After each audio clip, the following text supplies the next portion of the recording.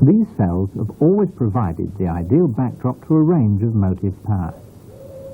The video that follows shows both steam and diesel traffic over the Settle and Carlisle during the last 10 years.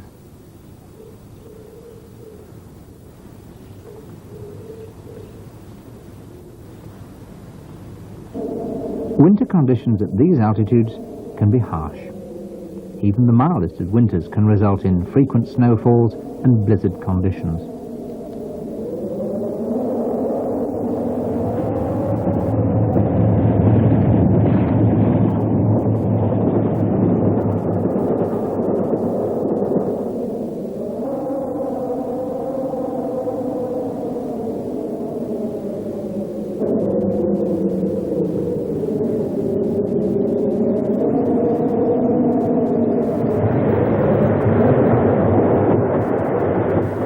Drifts rapidly accumulate in these conditions. The winter of 1981-82 was one of the worst for years, with snow lying in deep drifts from December right through to March.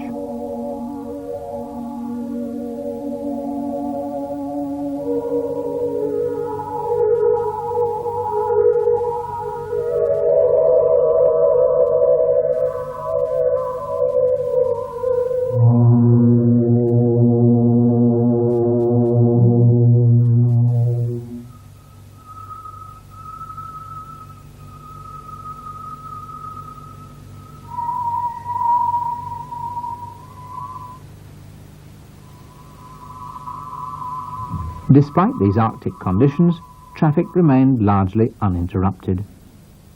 Kirkby Stephen, after heavy snowfall in December 1981. A Class 47 passes through on a northbound freight.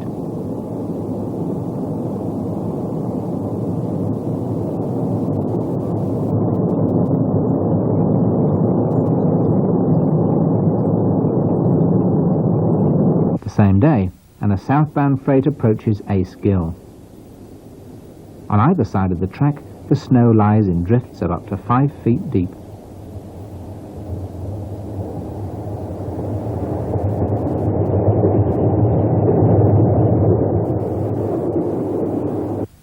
Ribblehead Viaduct, Christmas Eve 1981. No freight traffic today. Just a morning southbound passenger hauled by a Class 47.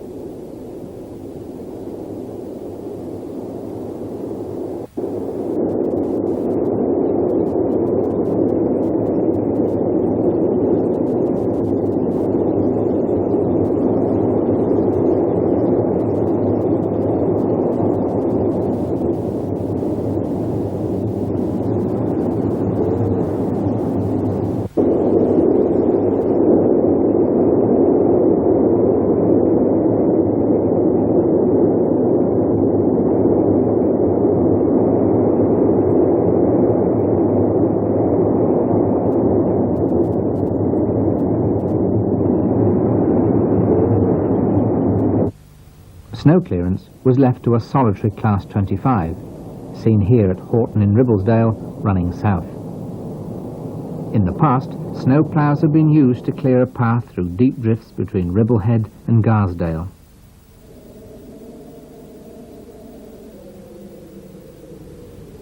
If conditions look arduous in the winter, they could be just as unpleasant in the summer, with gale-force winds and heavy rain.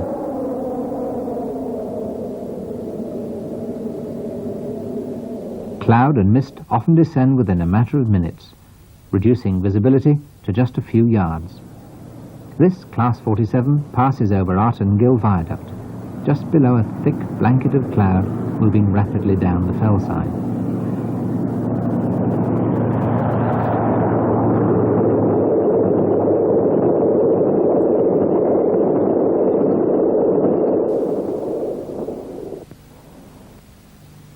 Dull, overcast conditions are commonplace.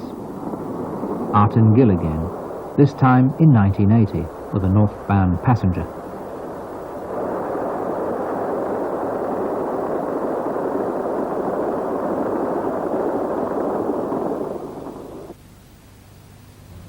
Long periods of rainfall are a feature of the high fells.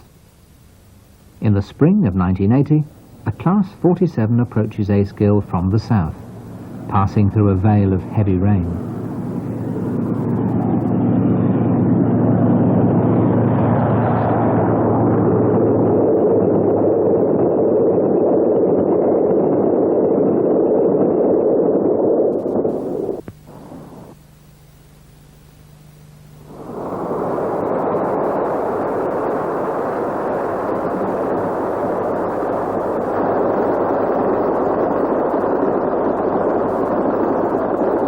The south end of Bleemore Tunnel. This remote spot was over 3 miles from the nearest road. Another Class 47 approaches the tunnel on a northbound passenger in the spring of 1980. A southbound passenger at Artengill Viaduct, again in the spring of 1980.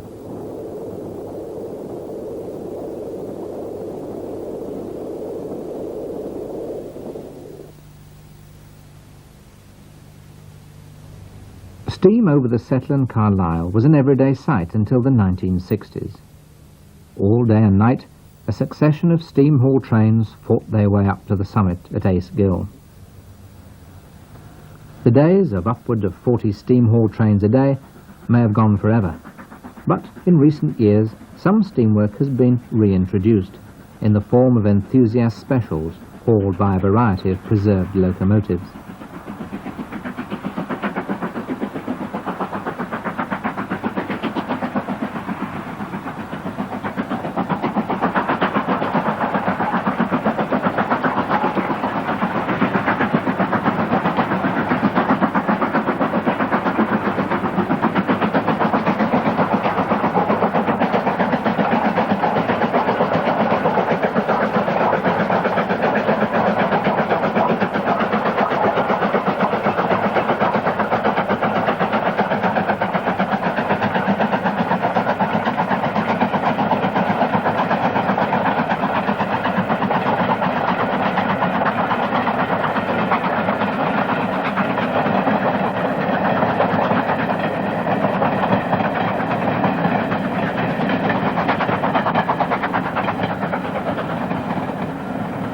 April 1982.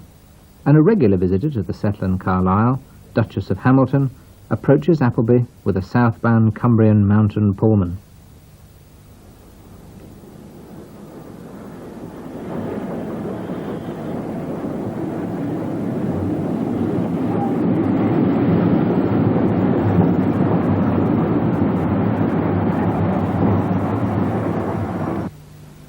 Almost 3 years later, on the 7th of January 1984, the Duchess worked another southbound train. She's seen here, shortly before sunset, climbing up grade at Smaardale.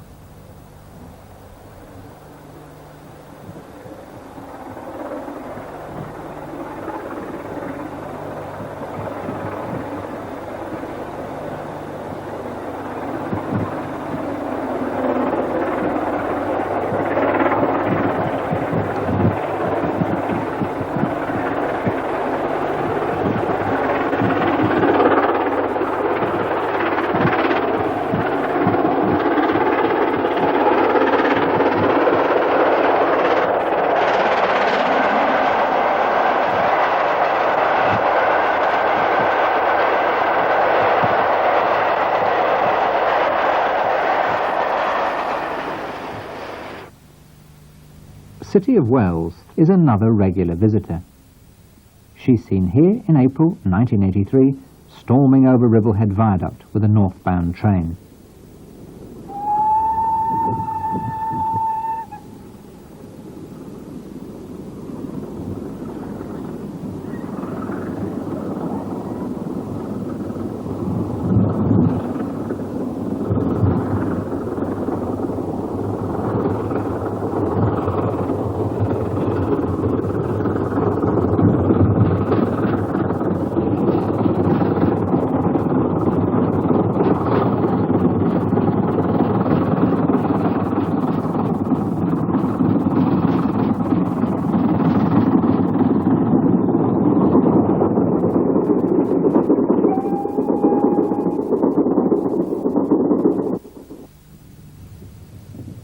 3 days later, a bank holiday, the same engine worked south. She's climbing up grade about 2 miles from Appleby. Conditions here were reasonable, but on the higher sections of the line at Askill, she was to encounter heavy rain and strong winds.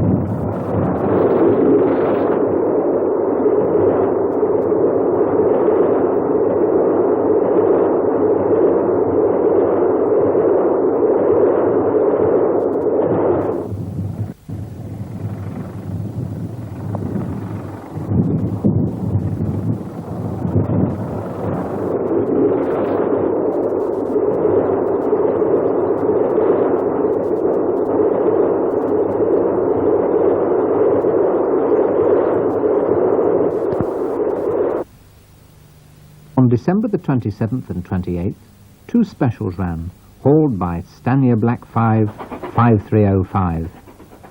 On the 27th, mist and a steady downpour has descended on all but the lowest sections of the line. At Horton in Ribblesdale, 5305 was working hard on slippery rails, climbing towards Blee Moor.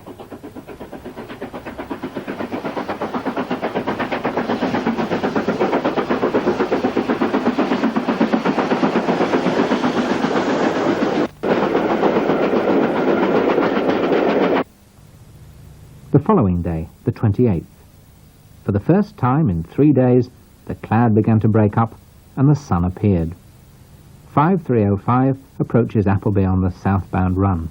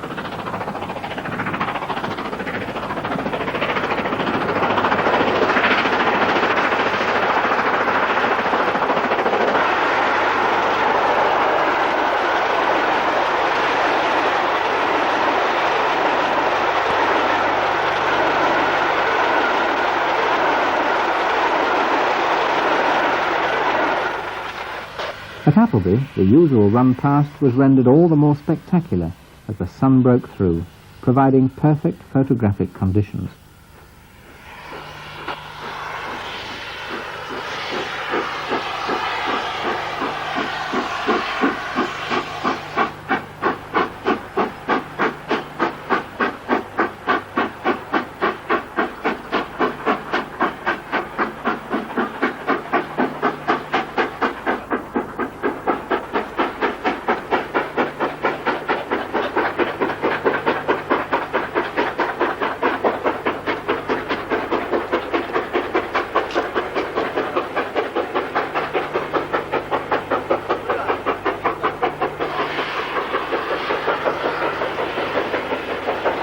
Cloud was reluctant to clear from the high fells. This viewpoint is high above Burkitt Tunnel, giving a perfect view of the line. Just half an hour before sunset, and a 50-mile-per-hour gale sends steam and smoke across the valley as 5305 climbs towards Askill.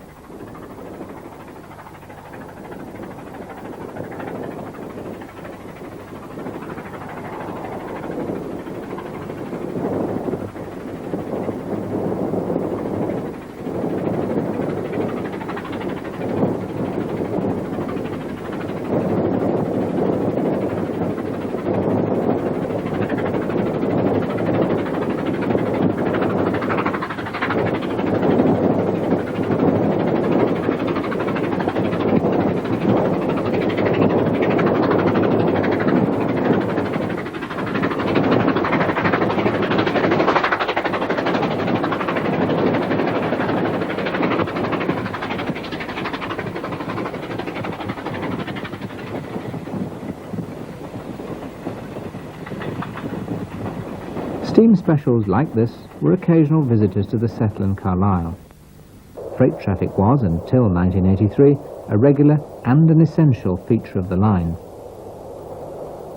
Even in the 1970s, a steady stream of freights lumbered over the summit at Ace Gill. April 1983, and a Class 45 hauls a 7-tunnel junction freight through Garsdale.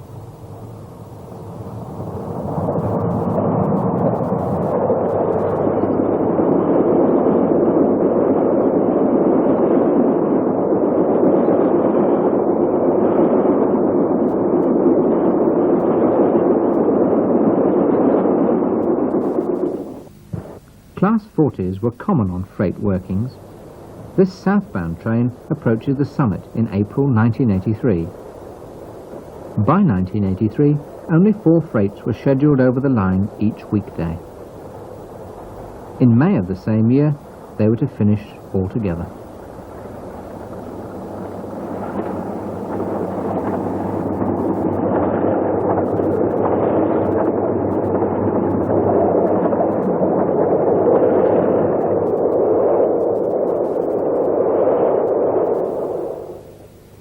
Ribblehead Viaduct and the penultimate week of through freight operation.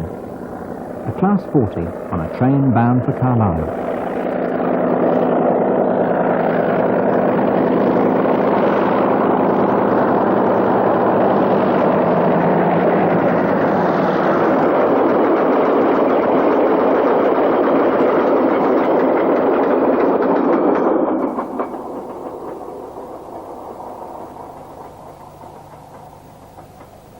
Later on the same day, the only southbound freight ran behind a Class 46, a far cry from the days when upwards of 20 freights a day passed over the line.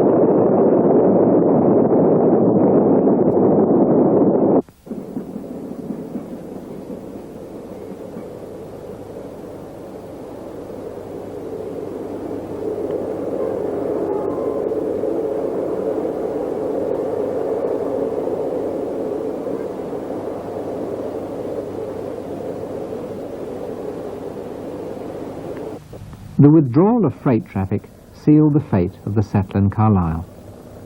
From May 1983, its function as a north-south freight route was at an end.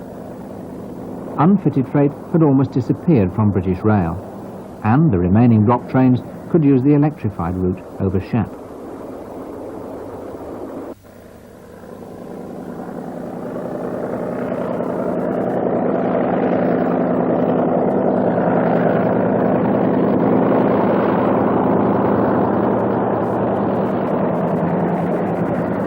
This was just one of several milestones that marked the sad decline of this railway.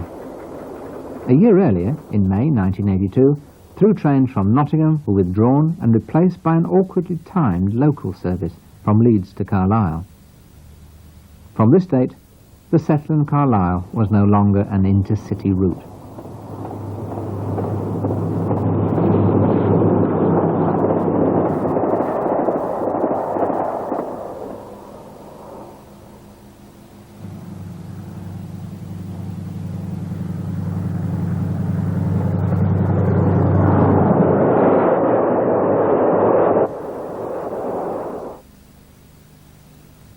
In recent years, a surprising variety of diesel power has survived to work just 4 passenger trains a day.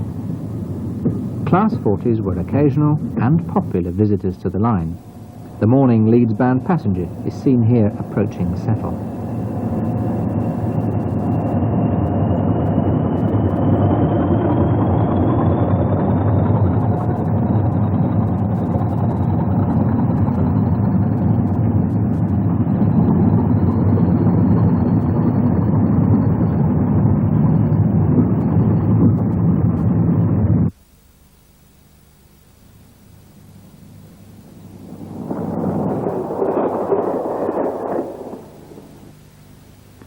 The line between Dent and Bleemore offers some superb photographic locations.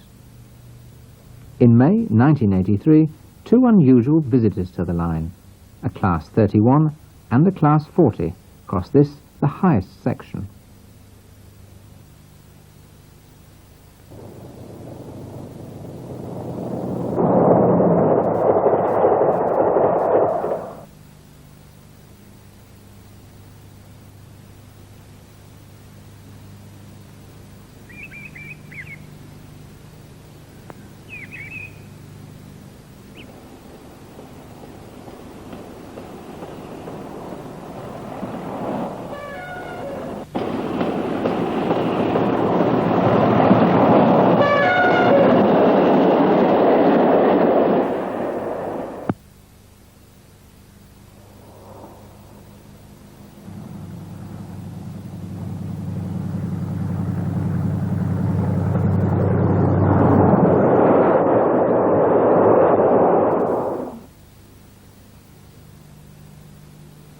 Regular motive power came in the form of Class 47s, seen here at Dent, Kirkby Stephen and Horton in Ribblesdale.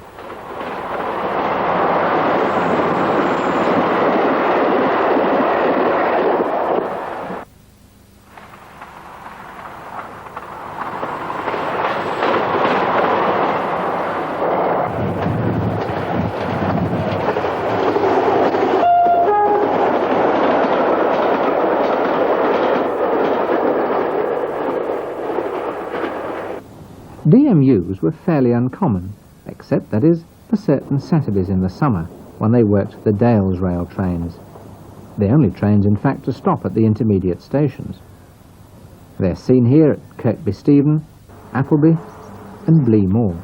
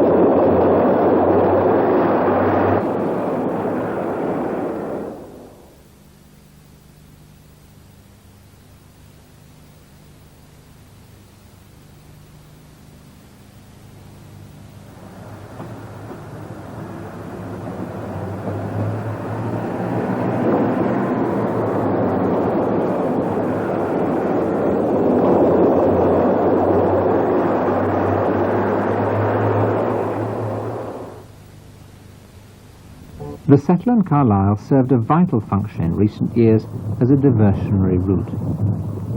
A Sunday was often the busiest day of the week, as a succession of Class 47s hauled trains of Mark III stock non-stop between Carlisle and the junctions at Hellifield and Settle. Diverted trains are seen here at Dent Head Viaduct and Dent Station.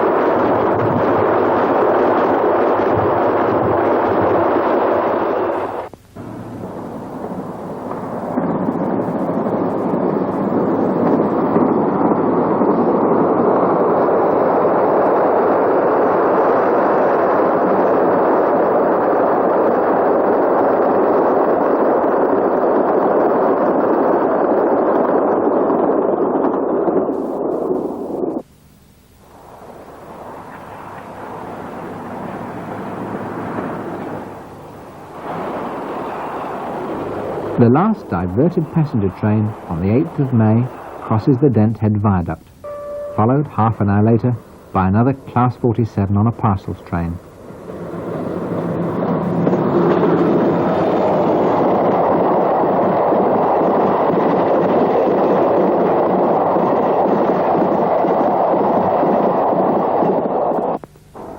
The Settler and Carlisle has always been a popular route for diesel-hauled special trains, particularly in recent years with the threat of closure.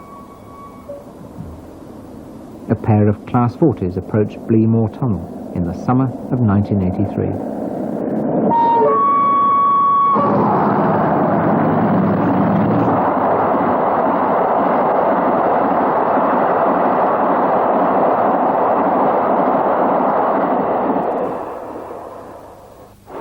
Appleby on the 7th of January 1984, and a Class 45 hauled the northbound portion of the Cumbrian Mountain Pullman.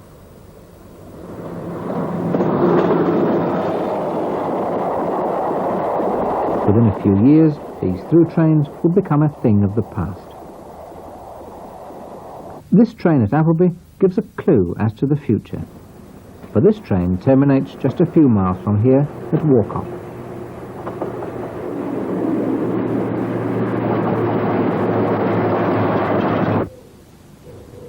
Within a few years, trains over this, the highest section of the line, will have become a memory.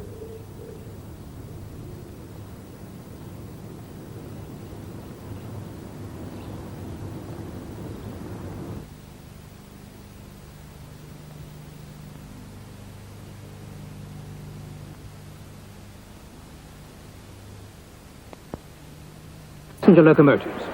Unlike so many others built before the war, it's been improved and modified only in the last few years.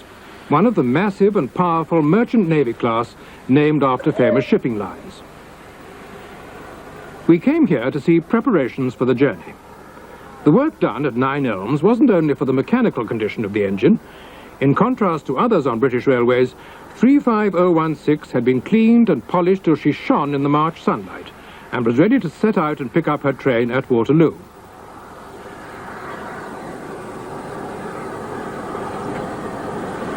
Some of the passengers there had come for that particular train too. So had we, the 11 o'clock West of England Express, the Ace as it's often called and known by those who travel on it, from the initial letters of its name, the Atlantic Coast Express.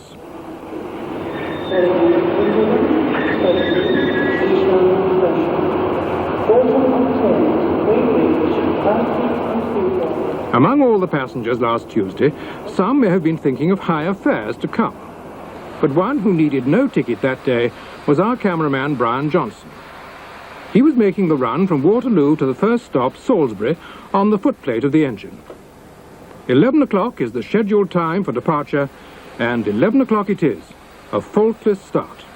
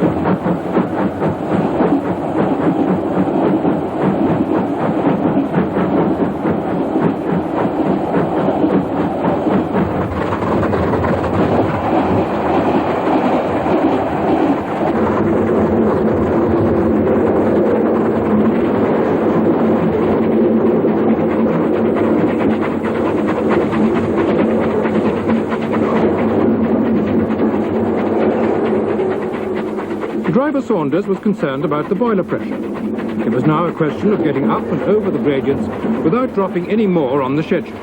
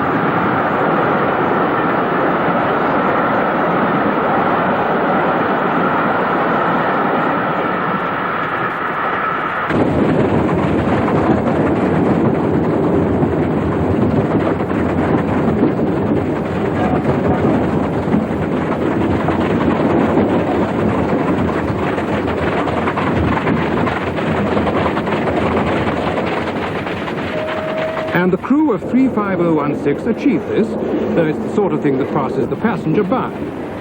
By now, the fireman's shoveled over 2 tons of coal. But the last climb of the journey is behind him at Greatley Station.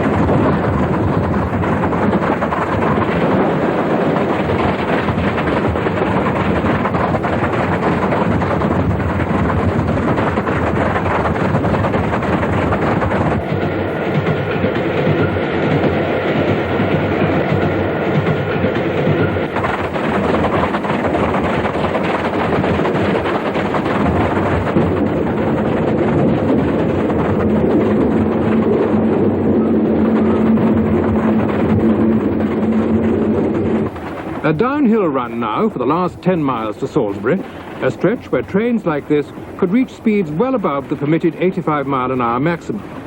But no such speeds this time before driver Saunders has to slow down on the approach to Salisbury, with the satisfaction of knowing that no more time's been lost.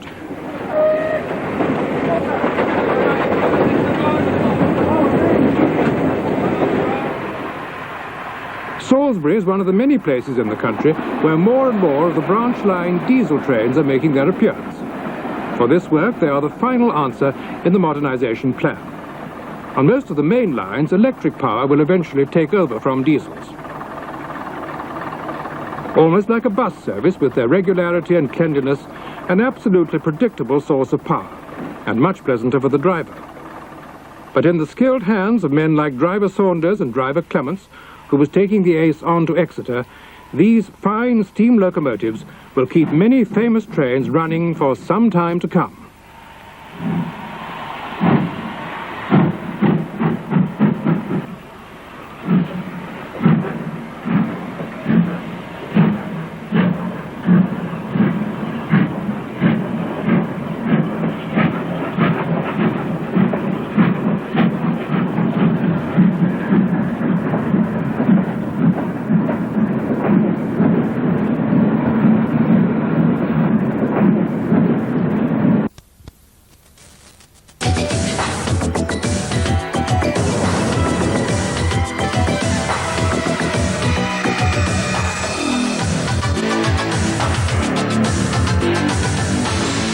At the end of this video, stay watching for news of other National Geographic releases.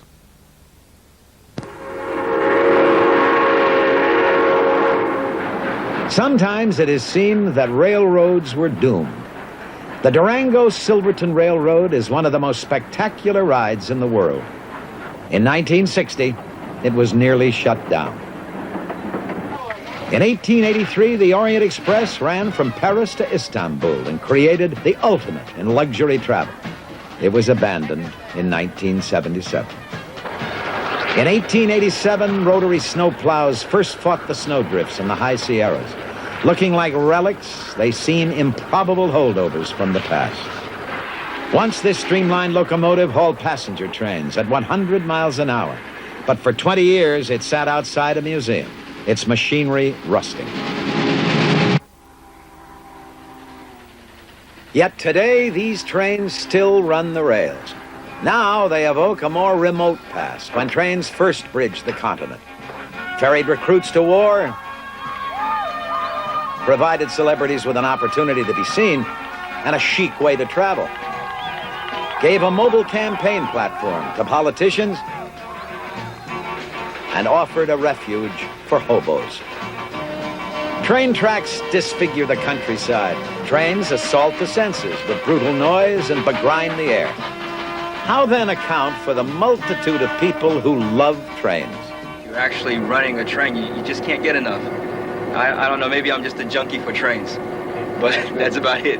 I bought a caboose back in the 50s because I was busy riding trains in the 50s, and suddenly I read in the paper one day where trains were going to go out, all passenger trains would be taken off. And I knew unless I got a piece of the train, I would never be able to ride on the train again, so that's when I bought my caboose and put it in my yard. There are grown men who ride toy steam trains at a mountain retreat. There are train buffs who choose to ride through South America's Andes on a baggage rack. There's a town in Iowa that honors hobos. And there are thousands of young people competing for the chance to engineer a train. These are people who hearken to the lonesome whistle blowing and the clickety-clack of wheels on rails. Theirs is a worldwide fraternity with no membership requirements beyond sharing in the love of trains.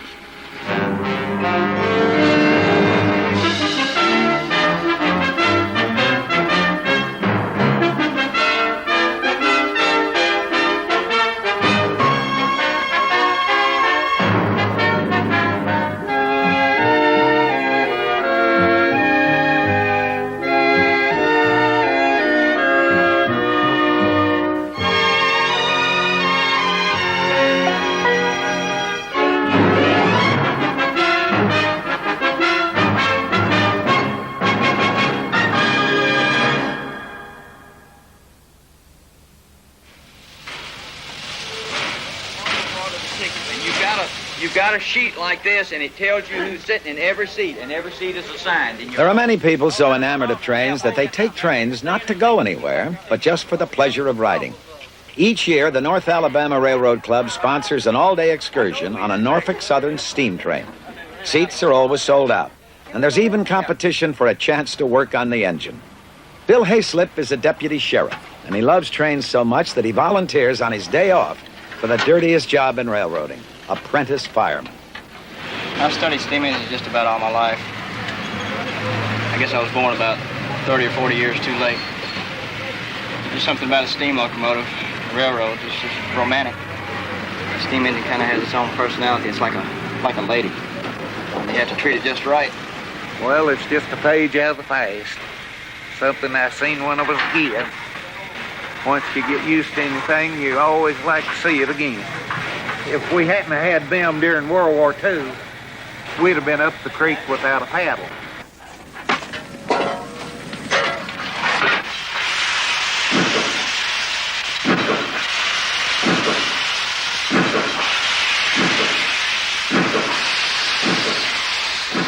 Steam engines evoke a special affection. Though inanimate objects of iron and steel, they seem to breathe with the fire of life. This day, the train will run to Chattanooga, Tennessee, evoking cherished memories of a popular song. Pardon me, boys, is that the Chattanooga choo-choo?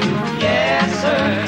Track 29. Boy, you can give me a shine. Can you afford to board the Chattanooga choo-choo? I got my fare and just a trifle to spare.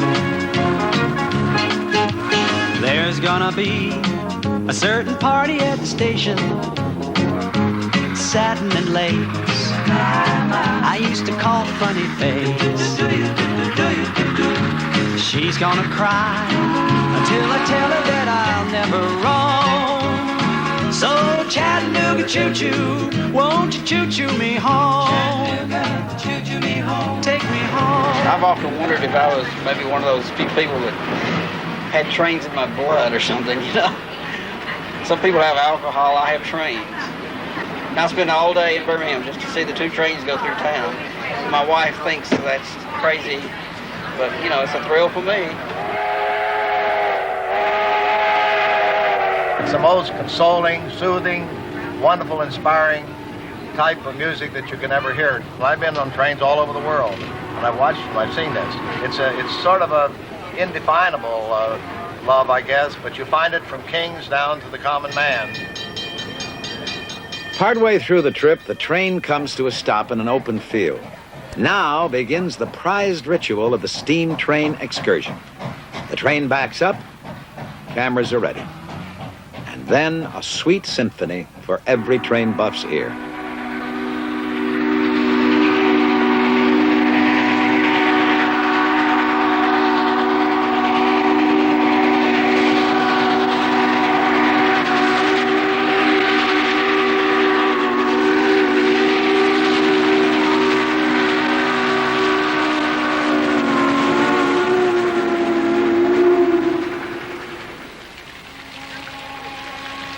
train station in Chattanooga has been transformed into an entertainment center. When the train returns to Huntsville, Dr. and Mrs. Loney Lindsay stay on in Chattanooga for dinner in a refurbished diner. They remember another train trip long ago. We got on the train in Tuscumbia, Alabama, and we went to Chattanooga. Went up to the courthouse. We got married. And that was 55 years ago, and we've had a very lovely marriage so far. And here 55 years later, we do that same stunt over again. The most popular rooms at the Choo Choo Hilton Hotel are old train cars, a nostalgic setting for recapturing fond memories.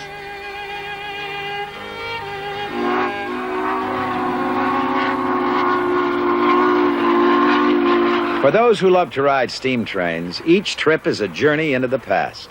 In the beginning, steam engines were at the center of the Industrial Revolution, which could not even begin until mankind learned one crucial trick: how to transform heat energy into motion. In the 1st century A.D., the Greek scholar Harrow of Alexandria invented steam jet propulsion. Harrow's ingenious device remained a toy until 1712, when Thomas Newcomen developed the first successful steam engine. Newcomen's engine was used to pump water out of coal mines. 100 years passed before the first British-built steam locomotives took to the rails. Soon the public everywhere crossed the threshold of a new age as horses were replaced by the latest locomotive invention. Today, these early engines can usually be seen only at museums, where they seem as distant as dinosaurs. The John Bull is the oldest operable steam engine in the world. To mark the 150th anniversary of its first American trial, the Smithsonian Institution brought it out for a run along the Chesapeake and Ohio Canal. People who love trains dressed up for the occasion and gathered from miles around. Many had never heard the hoot of a steam whistle or the screech of brakes.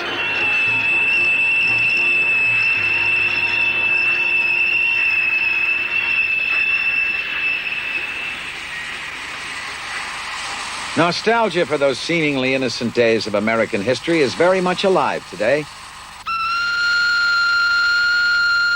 For some, no doubt, steam engines are the attraction. For others, perhaps, it is the appeal of travel. Or could it be that so many share the romantic notion of growing up to be an engineer? These trains are called live steamers.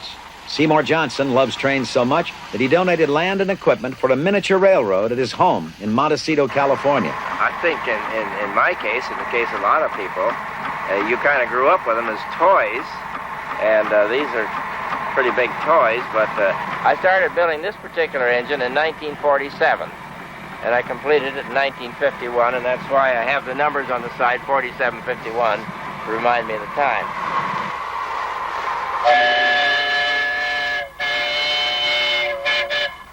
Johnson and the local members of the Goleta Valley Railroad Club spent 17 years building their line. Today, they test their engines on more than a mile of track.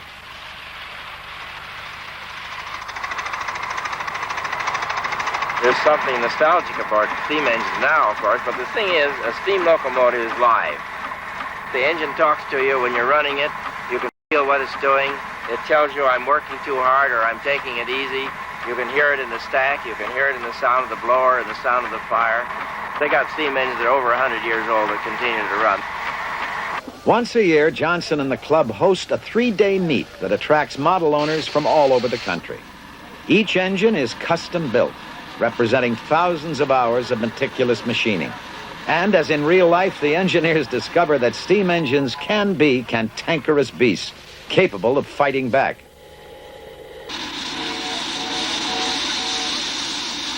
Well, this is a 2.5-inch scale, narrow gauge locomotive built to run on 7 1/2-inch track. We're trying to duplicate exactly the kind of engine that the Colorado and Southern used back in the years of 1890 through 1936.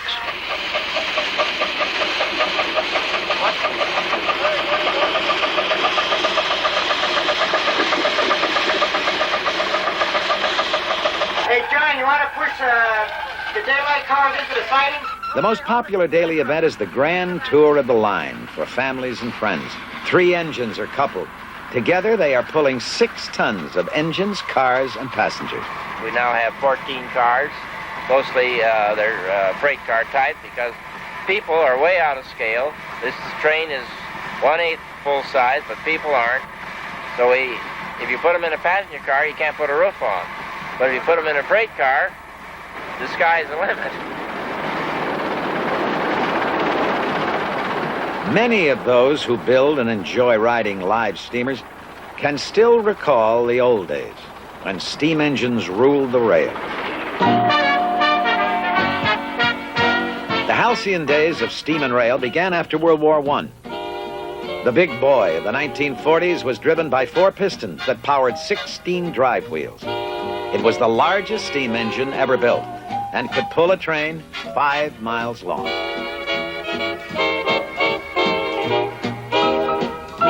And during World War II, steam engines transporting the freight, weapons, and troops to the seacoast made possible the fast buildup of America's war machine. In the 1950s, steam gave way to diesel, and rail companies competing for passengers promoted streamliners as the chic way to travel.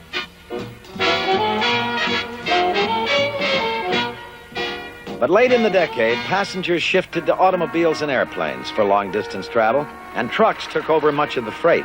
The low point came in the 1970s. Congress rescued 6 bankrupt railroads by creating Conrail. Railroad lines were abandoned, and hundreds of stations closed for good.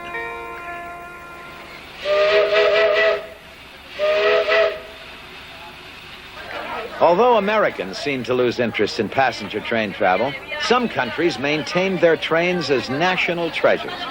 The narrow-gauge Guayaquil and Quito Railway in Ecuador plays a vital part in national life, and people here use the railroad like a party line. It even serves as a food market on wheels.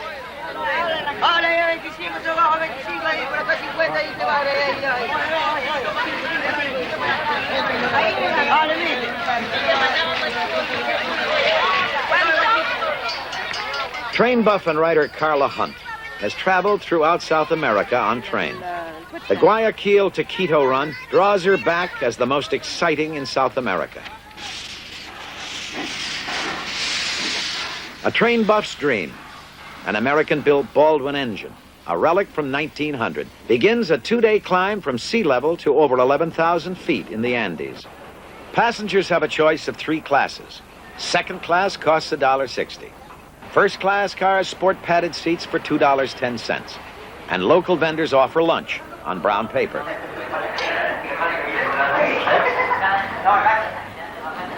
The affluent who ride deluxe get reserved seats and meal service. But some prefer the roof, where conductors seldom collect tickets. You meet a lot of people. You carry a dictionary. Can't get along. I don't speak Spanish, but I'm learning. When you really get in trouble, you dance. You smile a lot.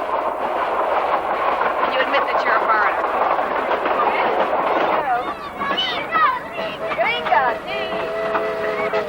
American engineers laid out the route in 1898. It took 10 years to cut the line from the sugarcane fields of the lowlands up over the Andes. When the train going up fails to meet the train coming down at the appointed siding, there's an unscheduled stop for a phone call to find out what happened to the other train. These trains, not only do they carry the people up and down, but they carry the mail. And every once in a while you see them with a medical prescription, a telex that might have come into Guayaquil but can't make it up between the two points. There's a telex facility at Riobamba, but between here and Riobamba there's absolutely nothing. The trains coming from Riobamba have a problem in Huigra. One of the wheels of the machine was falling down off the track. And now we are going to this train to help the other train to ride to Huigra. Ah, fantastico. Derailments are common, but the speeds are slow and the accidents usually minor. As a bonus, amateur supervisors get a chance to see how, with a minimum of equipment, a derailed car can be coaxed back onto its track.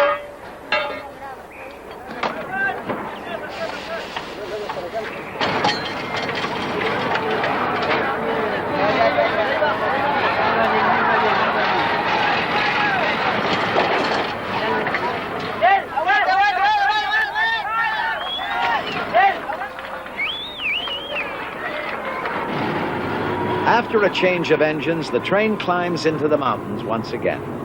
In the early days of the American West, railroad builders often resorted to zigzagging switchbacks to gain altitude.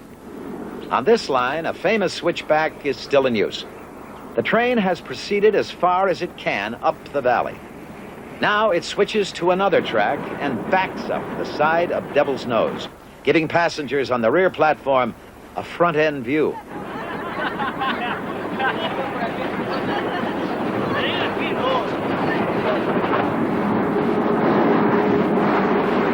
The train backs around the mountain, then switches again to climb higher.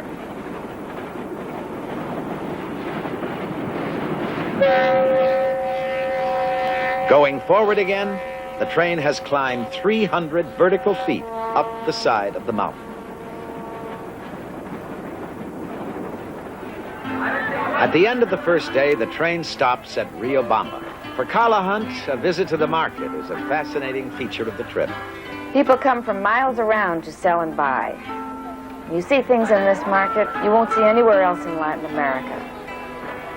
But more than anything else, I like to wander around and look at all those beautiful faces. Yeah, you think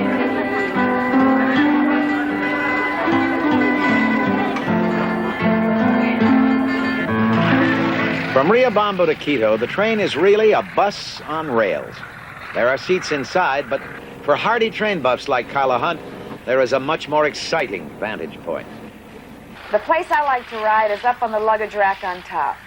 That's the best sightseeing seat in South America. To go through the mountains and to climb over the two ranges of the Andes, to go through the beautiful upland villages, with all the wild changes of weather en route, there's nothing in the world like it. Clouds shroud the peaks of the Andes as the line climbs high through cuts in the mountains, and then descends to Ecuador's capital, the Spanish colonial city of Quito, to bring to an end one of the world's most extraordinary train rides. In the United States, another spectacular train ride inspired one train buff to take dramatic action. The line from Durango to Silverton, Colorado was threatened with abandonment in 1960. Charles Bradshaw, Jr., a Florida citrus grower, rescued it in 1981.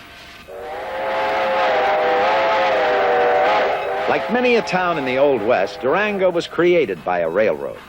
The Denver and Rio Grande chose the site, laid out the streets, and sold lots around the depot.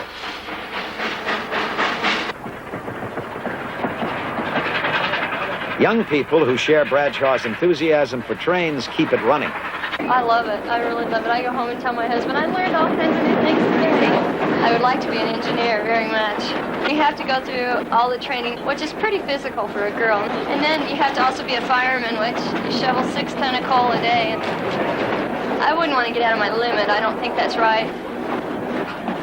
My father, my grandfather, and my great-grandfather were all railroaders before me. They worked for the Rio Grande, not this particular branch. I'm the first one in the family to work for this branch of the railroad. But none of them were conductors. They were all in different parts of the railroad, so I'm the first conductor in the family. They have to be pretty responsible people. They can't be irresponsible at all. Aren't you pretty young to be an engineer? I hear that about 30 times a day. If I couldn't handle the job, I wouldn't be here. No, let's trade. Listen, cowboy hats are out. Haven't you seen the chicks Let really him like try. these hats? Let him try on at large. I'll bet nobody in your neighborhood would have a hat like that. Don't you think? I'm telling you, you go home and the girls will be lining up at the door. Now that looks handsome on you. That really does. Cowboy hats are out. Engineer hats are in.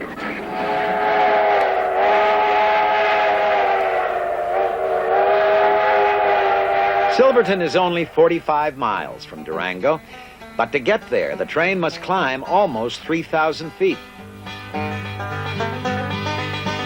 In the 1870s, huge discoveries of ore were made in the mountains surrounding Silverton. But there was no economical way to get the ore out. The railroad made the mines profitable. The ore is now removed by truck. The traffic has changed, but the town still prospers, mining tourist dollars.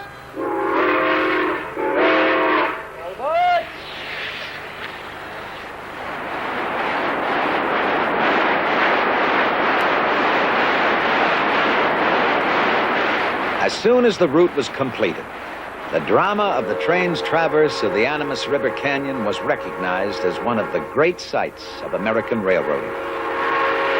In the early 1880s, photographer William Henry Jackson lowered himself into the canyon to take this picture, published in Harper's Weekly magazine. Today's passengers can still enjoy the same spectacle. The ride is potentially just as dangerous now as it was then. A derailment could topple the cars 200 feet into the gorge.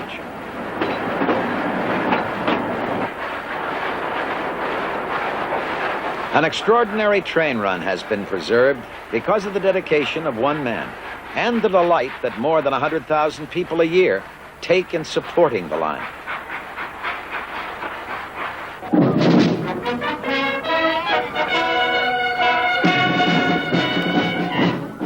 Boston has its marathon, New Orleans its Mardi Gras. Britt, Iowa honors hobos.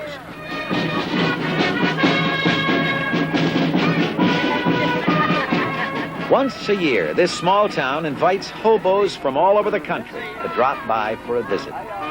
The get-together largely attracts those who have retired from actively riding the rails and can now look back on their former ragtag wanderings with nostalgia. Hobos were not always so honored. Hoboing began during hard times after the Civil War, and in the Great Depression, the desperate once again took to the rails. Sometimes railroad police threw them off moving trains. Others jumped rather than face the reception they received when caught crossing state lines. If we are to protect the public of Southern California from the indigent transient class, they are coming here at this time not for the purpose of securing work, but for the purpose of living on relief, stealing, or begging. Where's your home? Chicago. You ride a freight all the way from Chicago? Yes, sir. Well, you can ride them back, too, or any way you can to get back. We're going to see you over the state line. Don't come back to California until you can come in like a man.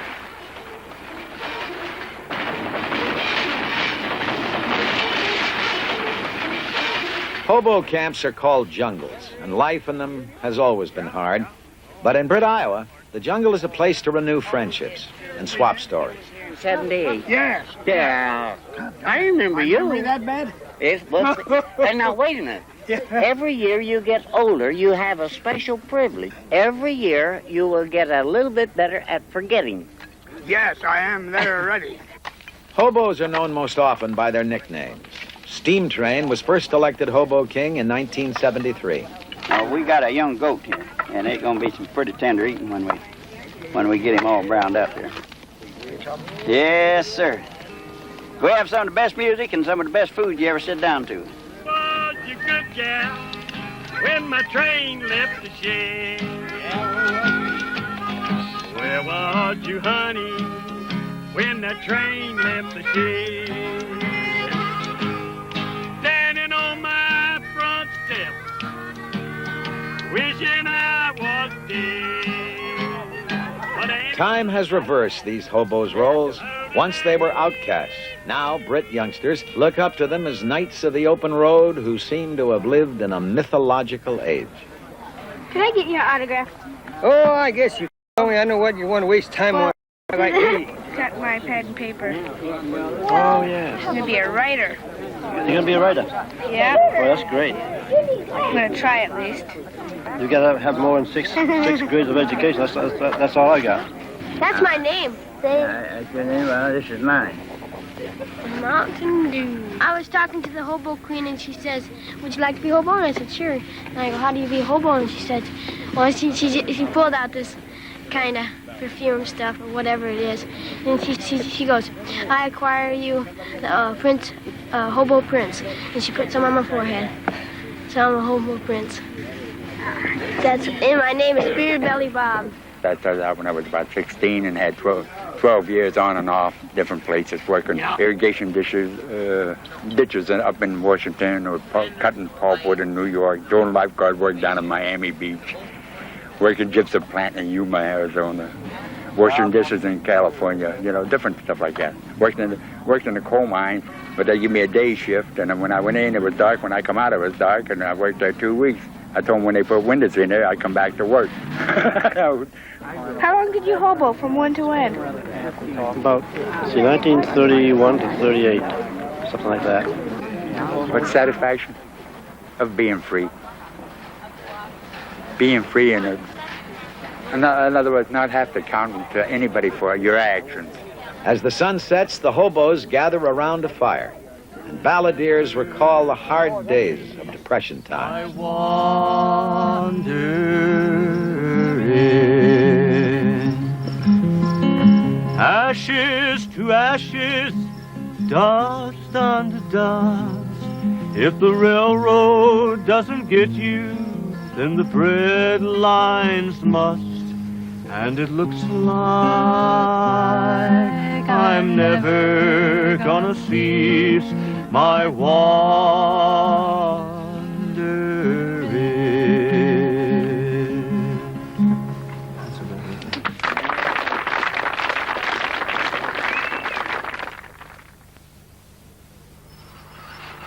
When most railroad buffs think of trains, they think of passenger trains. But many of those most devoted to trains have found their life work with the railroads. Whether they maintain the tracks or work on the trains themselves, the big business for them is freight, moving everything from coal to lettuce. And although much of the public thinks railroads are a dying industry, in fact, they are thriving. Deregulation has permitted them to abandon money-losing lines, and new techniques, like piggyback hauling of truck trailers and containers, attract new customers. The mass market shipping of fresh produce by rail enables farmers in California to sell lettuce to buyers 3,000 miles away.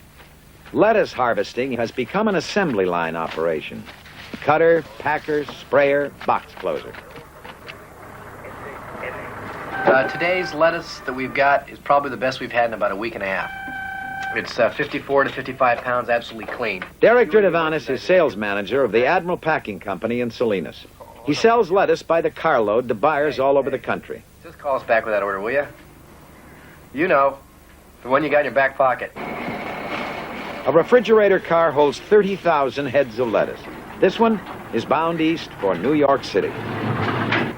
The morning after the lettuce is picked, the Admiral lettuce car has been joined to a 50-car train called the Salad Bowl Express.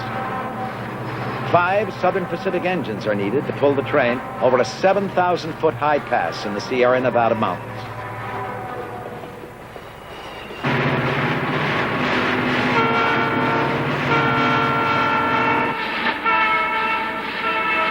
The route climbs toward Donner Pass. On average, 35 feet of snow fall here each winter, and avalanches have obstructed travelers as long as the pass has been used. In November 1846, blizzards trapped the emigrant Donner Party here. 35 died of starvation and exposure. Some survivors resorted to cannibalism. In the spring of 1982, 10 feet of snow fell in 12 days in the high Sierras. Southern Pacific stopped all trains across Donner Pass. Diverting traffic cost $100,000 a day. Snow fighters tried to keep the lines open with spreaders, snowplows that pushed the huge drifts to the side.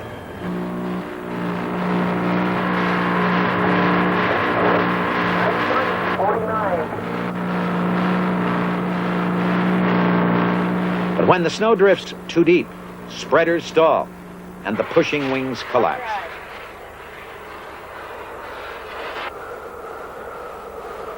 The nerve center of the railroad's fight is a community of houses and offices connected by tunnels, so buried in snow that it is called Mole Town. Here, 100 men and women work day and night. SP Norton operator. 9 o'clock. Get it out of town for us, will you? up at north. Yeah. Make sure that it gets down there and give them a little nudge and get them going, will you? Everything's in the clear of the number 2. How about Rotary? Rotary's in the clear of the number 2. Okay, bring it. Management calls for its ultimate snow fighting machine. Rotary plows that can dig through almost any accumulation of snow. Got light engines being held right now. The rotary is going on down to the other end of the site.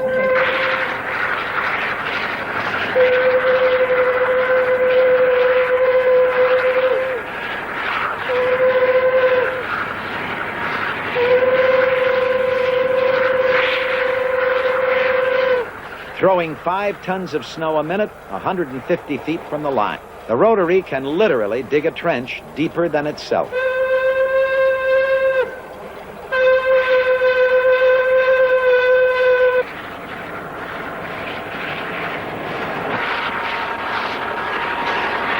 As one rotary chews toward the top of the pass from the west, another struggles up from the east.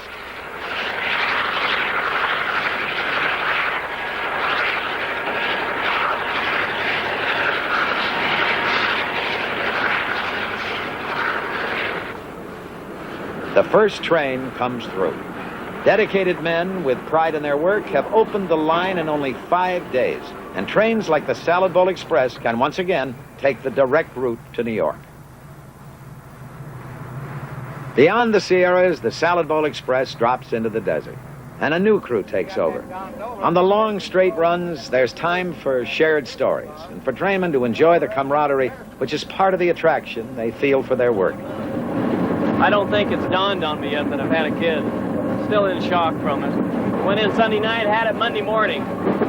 Last couple of days been pretty busy for me. I was lucky. Generally, the railroad doesn't allow you to be in town. They keep you away from home quite often. So I was pretty lucky to be home when it happened.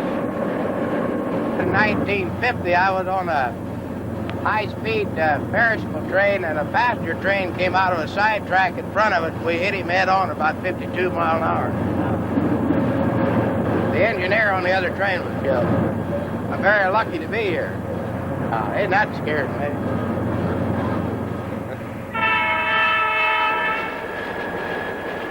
By evening, the train is in eastern Nevada. The next morning, now with a Union Pacific engine and crew, the Salad Bowl Express climbs toward the Continental Divide. Around a curve, Castle Rock, a well-known American landmark, comes into view. The famous photographer A.J. Russell captured this same scene when the Transcontinental Railroad was nearing completion. In 1867, it took 3 months to cross by wagon from the railheads on the Missouri River to the Pacific coast. The new rail line cut that time to less than a week. Irish immigrants living in railroad car dormitories built west. Chinese coolies built east. It was the most dramatic engineering accomplishment of the century. Gorges were spanned, mountains cut through or tunneled under. An army of workers fought summer heat and winter snow at a cost of uncounted lives. There were no movie cameras to record the great undertaking, but once movies were invented, filmmakers recreated the drama in classic films. John Ford's The Iron Horse and Cecil B. DeMille's Union Pacific. Crossing the mountains, the deserts and plains, fighting the heat, the cold and the rain. Summer to autumn, winter to spring. Bring 'em up, lay 'em down, make the hammers ring. Building a new road under the wheel, bind up the earth in iron and steel. Working east, working west, we're building our way on bad food, hard liquor, and $1 a day.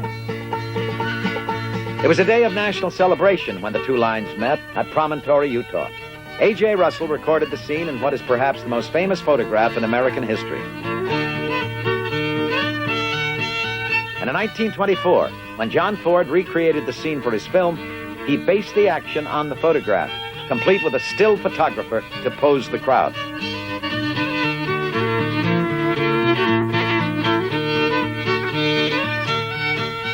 The joining of America's East and West by rail is even more important today. The Salad Bowl Express is only one of 60 to 70 trains a day moving across the nation on this one line. Now, near the end of its second day, the Salad Bowl Express comes under the traffic control of dispatchers at North Platte, Nebraska. Here, 3 men per shift control every train on the 245 miles of track diagrammed on the walls. They decide which trains get priority on the lines. The Salad Bowl Express is rushed along. What kind of speed do you think you can make there now? If you get a 70-mile-an-hour train out behind a 30-mile-an-hour train, you have to start shuffling trains. If he gets by here, then I'll let that other eastbound go. But he's going around one train right in the process of it right now. Midnight. The Salad Bowl Express arrives at North Platte. Some cars will be sent south and eastward on other lines. Other cars will be added. The freight cars are pushed up a hump and separated. Gravity powers them down the slope. The tracks divide again and again.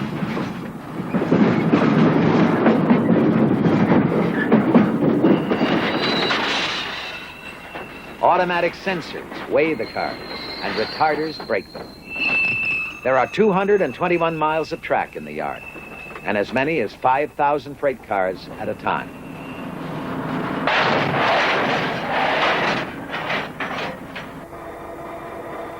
By 4 a.m., a new train has been made up. A new crew comes aboard, and the train moves on. In the afternoon, the train crosses the Missouri River. Operated now by Chicago and Northwestern Railroad, it traverses the rich farmlands of Iowa.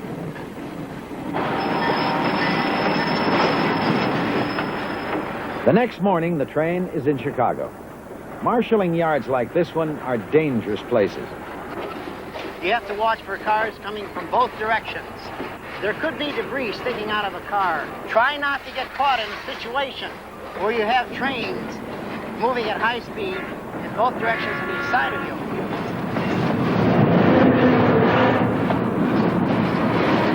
If you do have a tendency to feel dizzy, lay down on the ground. You could reel under the car. Despite railroad emphasis on safety, there is an average of 15 deaths and 6,700 injuries to American rail yard workers each year. Danger for railroaders comes not only from the trains themselves. In the early days, desperados like Jesse James, Butch Cassidy, and the Sundance Kid held up trains in the lonely plains and mountains of the West. Today, trains are most often attacked as they pass through depressed areas in big cities. We had one conductor, they got in with a gun and robbed him at Park Manor. And it's just a few things that we go through out here. Everybody thinks we got such a small job.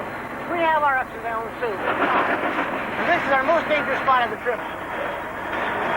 They put different articles in the tracks to derail us. They put old tires so they'll break the air hoses in two. They'll throw beer bottles, anything they can get their hands on. We've been shot at. They shot at me 5 times through the caboose window. I got pictures of the hole. It was either a 38 or a 45 because it put big holes in the plexiglass. Sometimes they do it to rob the train. They break us in two to rob us so they can take things off with it. And on the cabooses they have this plastic fire. Yeah, I know all about it. He's going to throw. No, he's not either. Oh, we go through this every day. It's nothing new to us. The many dedicated men and women who are drawn to railroad work also live with the danger that goes with the job. The Salad Bowl Express rolls through the heartland of the industrial Middle West.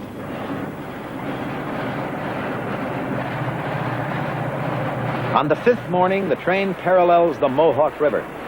Now under Conrail control, it follows the same route taken in 1825 by the Erie Canal.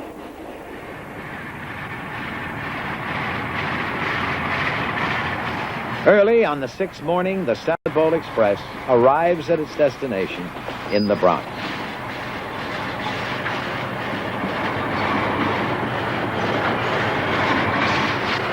Oh, Mongo, Mongo, 1, 2, 3. I'm gonna climb the Mongo tree. Mongo. 10 carloads of produce are unloaded at Hunt Point Terminal each day. A carload of lettuce from Salinas has been bought by the Armata family, wholesalers who in turn sell to markets and restaurants. Beautiful box of lettuce. And as my father would say, it talks to you. As soon as you open up the box. It has been 7 days since the lettuce was picked. It took 4 railroads and the involvement of 1,000 men and women to move it across the country. 500,000 people work for the railroads in the United States. In one sense, theirs is just a job, but it is an essential job. Moving the grain, steel, coal, automobiles, perishables, even the lettuce for a PTA luncheon in Baldwin, Long Island. Traditionally, little boys were given model trains for Christmas, and captured by a dream, many grew up wanting to become an engineer. The reality today is not far different. For a new class of 23 engineers, the Long Island Railroad had 2,000 applicants to choose from. All right, to get the train moving, I need the reverser and forward. This position. This is your throttle. Power 1 to 8 knots. All right, one whistle.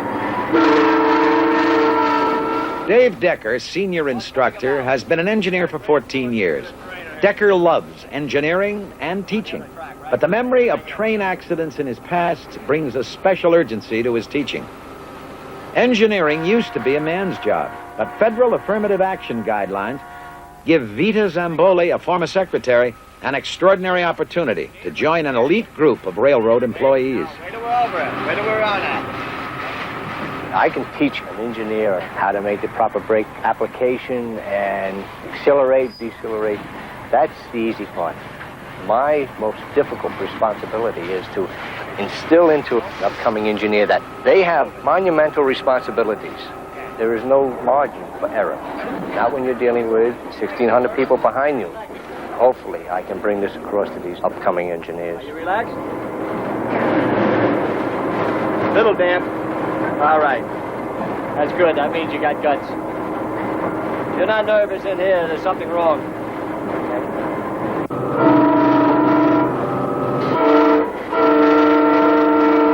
How do you feel? Think you coming in strong? As she brings the train into a station, Vita must learn the right timing, how strongly to apply the brakes so as not to stop too soon or overrun the station. Okay. Now what you want to do is just bail off the last second. No, not this. Go ahead, bail it off. Hold that. Super. So you want that feel of this thing charging into the station, making your initial application and then your final application. You ever run a train before? Huh? Never? You did a heck of a job. What do you think? What do you feel? Feel that this is going to be your occupation or what? Yes. Yes. I'm sure it's going to take a while, but I will get the feeling of bringing a train in.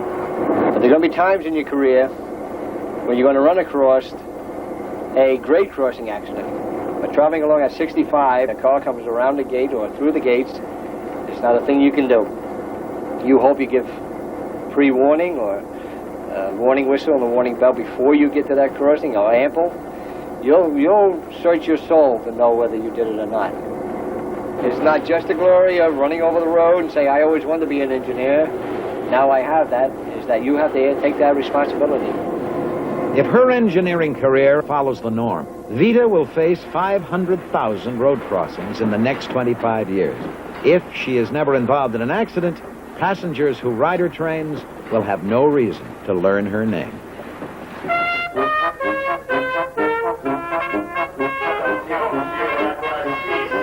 There are many great train rides around the world, but not one can match the aura of elegance, mystery, and romance surrounding the name Orient Express. It ran for almost a century until its demise in 1977. Now, 2 men have revived the historic run to Istanbul. Albert Glott bought the 1920s vintage cars and lovingly refurbished them. Sometimes, you have to do everything on the train. T.C. Swartz chartered the cars for those who could afford to recapture the glory of rail travel in its heyday. We could give them, and then how to surpass it. people's idea of luxury is a little bit different than maybe what it actually was. So what we're trying to do now is to give them more luxury than they had in the past, in fact, to make it the ultimate trip. I can't believe it. Oh, it's marvelous. There will be 98 passengers on this trip, each paying a modest $5,000 one way. I think the dogs are great. Yeah, but I can't see them sitting in the dining car. Some passengers, like actor Hal Linden and his wife, stage an arrival in the grand tradition, harking back to the aura of a princely trip.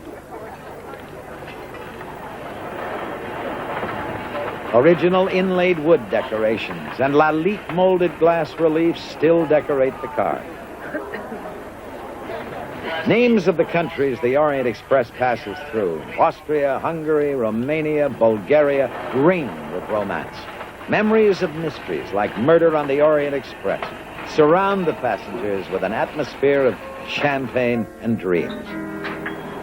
Well, my name is Otto, and I'm supposed to play the piano all the way to Istanbul.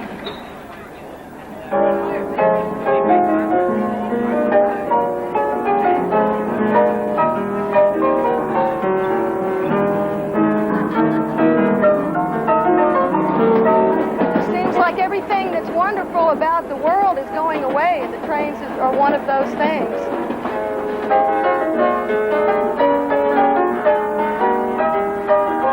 Kim Vosper and Kyle Collins advanced the date of their wedding so they could make this their first trip together as a married couple.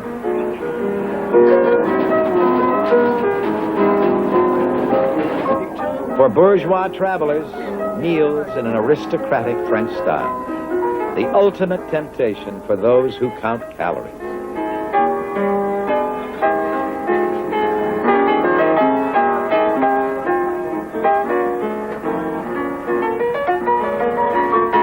I remember as a child, we used to put people on the train in New Iberia, and I was never sad because they were leaving. I was always sad because I wasn't leaving too, that I wasn't standing on that back platform waving goodbye. I think I was 6 or 7 when I took my first train ride. From that time on, I think I fell in love with trains. And when I heard that you could spend 4.5 days on a train, that sold me on this trip. The train cruises Europe like an ocean liner. Gypsies play, as they did on the first run of the Orient Express. In the evenings, there are gala 7-course dinners. And occasionally, the train waits as passengers are bussed to the entertainment. A champagne tasting at the 150-year-old cave of Mum's Winery in France. And just as on its maiden voyage, there is a festive reception in Budapest.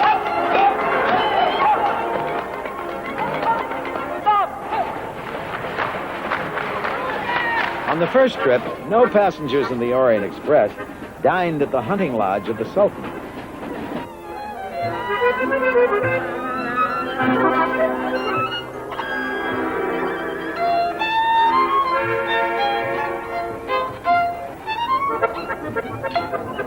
It is an express journey to the sun. But the high point for many comes in Vienna, where the Vienna Boys Choir is only part of the entertainment.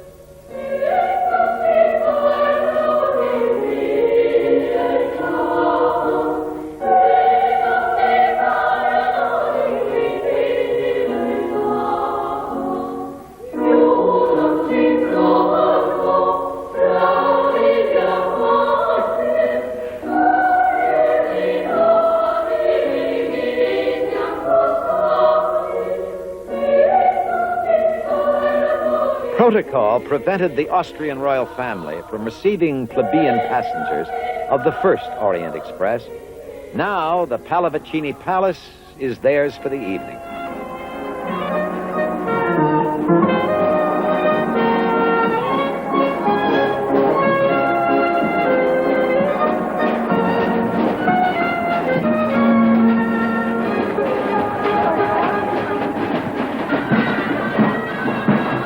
Finally, the end of the line, Istanbul, Turkey, where passengers get the red carpet treatment, Oriental style.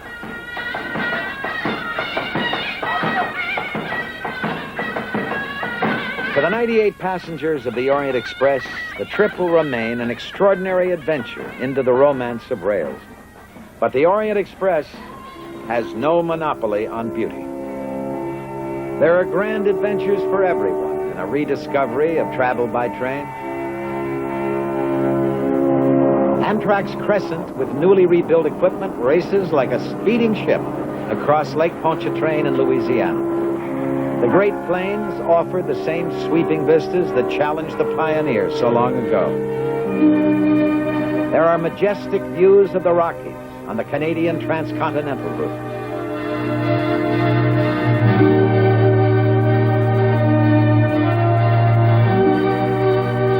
The San Diegan is a beachcomber from Los Angeles to San Diego. In the future, new trains traveling 160 miles an hour are planned for the run between Los Angeles and San Diego. And that is only the beginning. Extraordinary experimental trains may someday revolutionize land travel. For those who love trains, whether as engineer, hobo, or passenger, there's an appreciation due for the songwriter's line, "It's got to be the going and not the getting there that's good." Nashville and Opelika, Sherperville, Jacksonville, Waterville and Costa Rica, Pittsfield, Springfield, Bakersfield, and Shreveport, Hackensack, Cadillac, Fond du Lac, and Davenport, Idaho, Jellicoe, Diamantina, Argentina, Catalina, Pasadena. See what I mean? I've been everywhere, man. I've been everywhere, man. I've crossed the deserts bare, man. Well, I've breathed the mountain air, man. I've traveled, I've done my share, man. I've been everywhere. Then to Boston, Charleston, Dayton, Louisiana, Washington, Houston, Kingston, and Texarkana, Monterey, Faraday, Santa Fe, and Palazuca, Glen Rock, Black Rock, Little Rock, Oskaloosa, Tennessee, Hennessy, Chicopee, and Spirit Lake, Grand Lake, Devil's Lake, Cradle Lake, for Pete's sakes. I've been everywhere, man. I've crossed the deserts bare, man. Well, I've breathed the mountain air, man. I've traveled, I've done my share, man. I've been everywhere. One more verse. I can get a long breath. I've been to Pittsburgh, Parkersburg, Gravelsburg, Colorado, Ellensburg, Rexburg, Vicksburg, and El Dorado, Larimore, Atmore, Haverstraw, Chattanooga, Chester, Nebraska, Alaska, Opelika, Baraboo, Waterloo, Kalamazoo, and Kansas City, Sioux City, Dodge City, Cedar City. What a pity. I've been everywhere, man. I've been everywhere, man. I've crossed the desert bare, man. Well, I've breathed the mountain air, man. I've traveled, I've done my share, man. I know someplace you haven't been, and he says, I've been everywhere.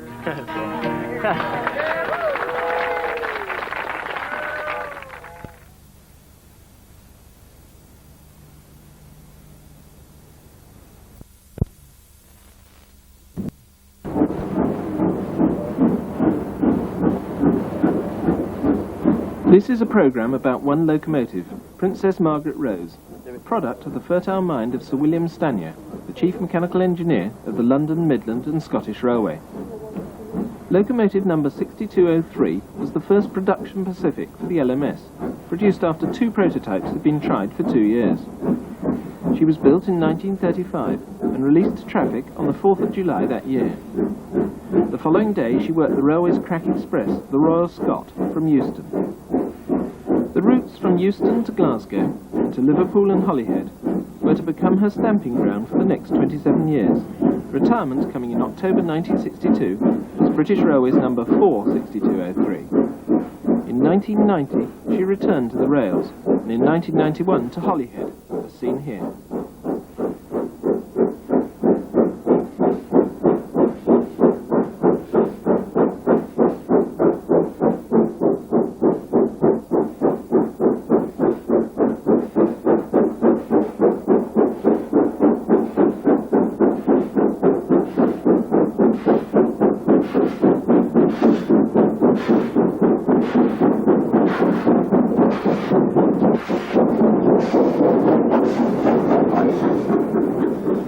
Her survival today is due to Sir Billy Butlin, who bought her from British Railways in May 1963.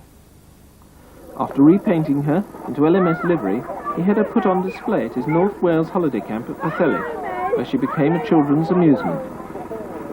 Here she remained until May 1975, by which time she was looking rather the worse for wear, with sharp edges beginning to become dangerous. She was taken over the Cambrian main line via the Barmouth Bridge to Derby, where in August 1975 she appeared at both the Derby Locomotive and Derby Carriage Works open days, before a further move to the Midland Railway Trust line at Butterley. Under a 10-year agreement, she was to remain on the railway, on condition that she should be kept undercover and in good condition. After a 2-year extension to the loan period, the engine was offered for sale to the Midland Trust, which made a public appeal for funds, as part of which she was repainted green. She was in an almost complete mechanical condition, but, as it's not the Trust's policy to borrow funds to purchase or restore engines, and the appeal didn't raise the required amount, one of the Trust's directors, Brell Ewart, purchased her to join his other locomotive, Standard Tank 80080. The Standard Tank had been restored at Butterley from Barry scrapyard condition by a team including Eric Riley, the Butterley locomotive superintendent, Mick Boothby and Barry Wheatley, who went to recover PMR from Pathelli, Alan Porter and John Riley, as well as Brell himself. The tank had now been working for 2 years, and perhaps a new challenge was just what they needed. The 80080 restoration team members were sure they could do the same job on the Princess, and it was John Riley, sitting on the big tank on a beautiful evening, who persuaded Brell to consider the purchase. After he'd mown his lawn and thought about it, it's a 4-mile walk, Brell's wife agreed with him that he should go ahead, and chose the colour for the restored engine, British Railways version of LMS Crimson Lake.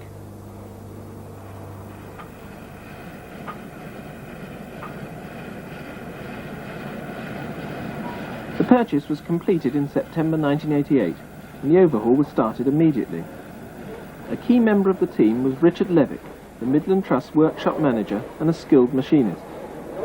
He was a man for whom the work was all-consuming, and his private means allowed him to be full-time at the railway.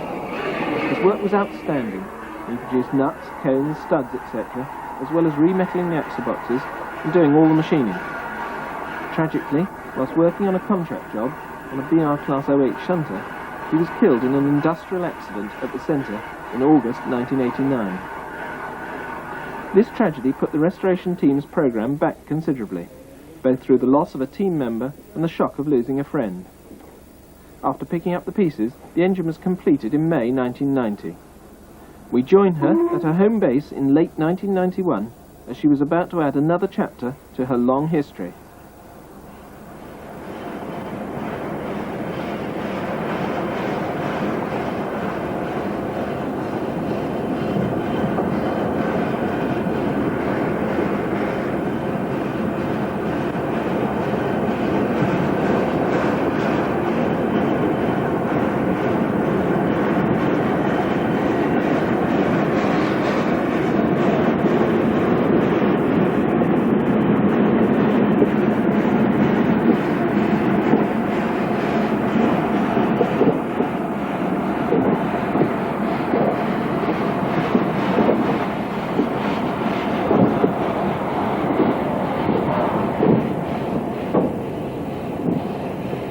Due to her weight, over 105 tons laden, she has not been able to regularly work on her home railway.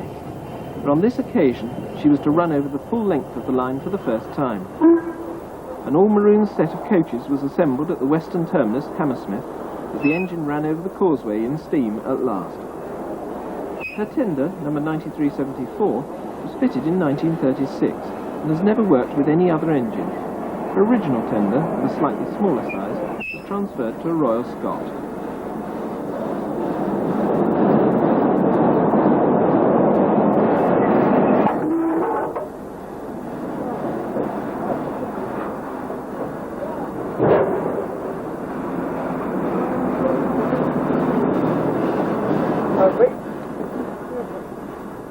As her coupling up is completed, a fire is built up. The wide firebox of bell pair pattern has 45 square feet of grate area. The tender, originally capable of carrying 10 tons of coal and 4,000 gallons of water, has been modified in preservation to carry 9.5 tons of coal and 4,750 gallons of water. As, with no water troughs available today, that is the limiting factor when working on BR metals.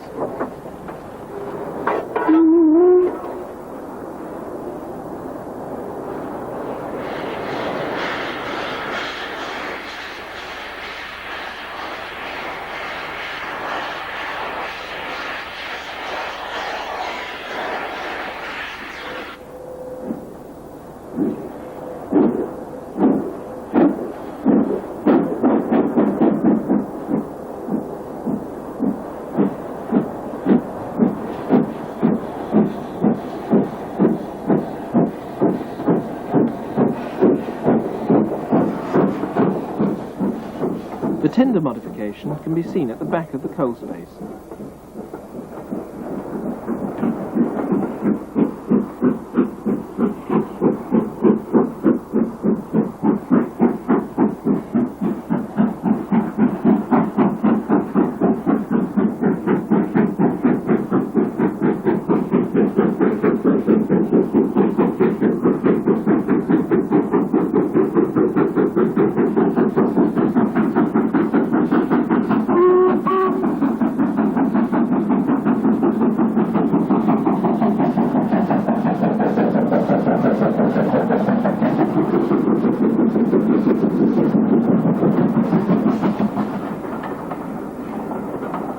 During her LMS and BR career, the locomotive was recorded as running 1,494,484 miles before official records ceased in early 1962. It's known that she ran at least another 7,500 miles before withdrawal that year, which took place in October after her last train on the 8th of September. So she has exceeded 1.5 million miles of service. Preservation has already added another 3,000 miles.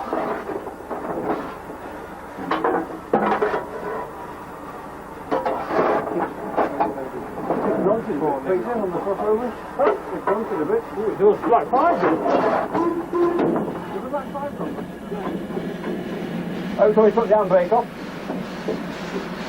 No, there. Yes, Bill's done it.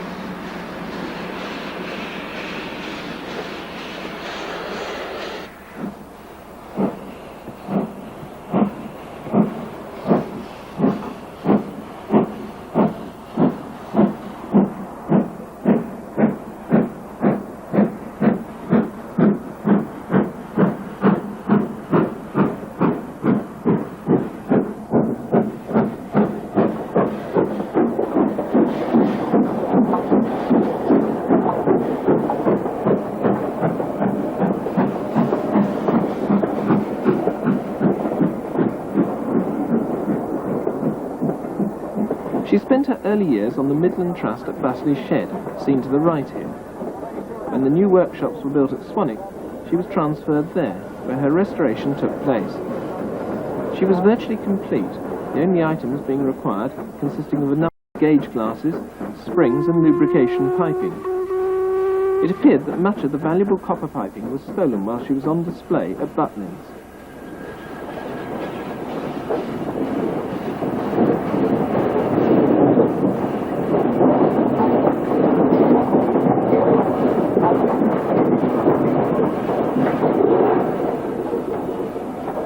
The lead to the workshops is seen to the right as we approach Swanwick Station.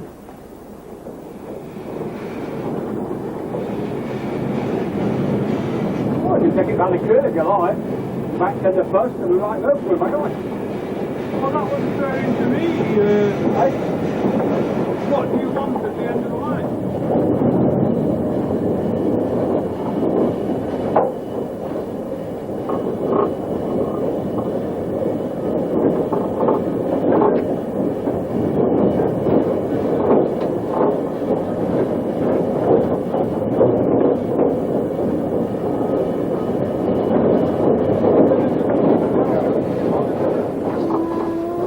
This working was occasioned by the necessity for the engine to undergo her regular 6-monthly inspection by BR to continue her authorization to work on the main line.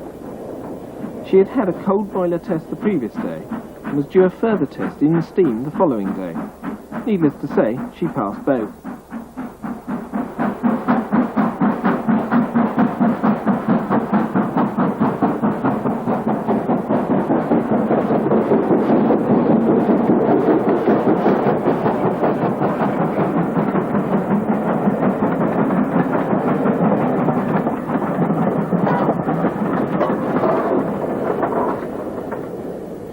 The work done at Bassley is to the highest standard, and the engine has required no maintenance or overhaul since she returned to the rails. A tribute to the whole team, and especially to Richard Levick. When BR came to test her in May 1990, the Derby test team handed her back with the comment that she was the best prepared and restored engine they'd yet dealt with.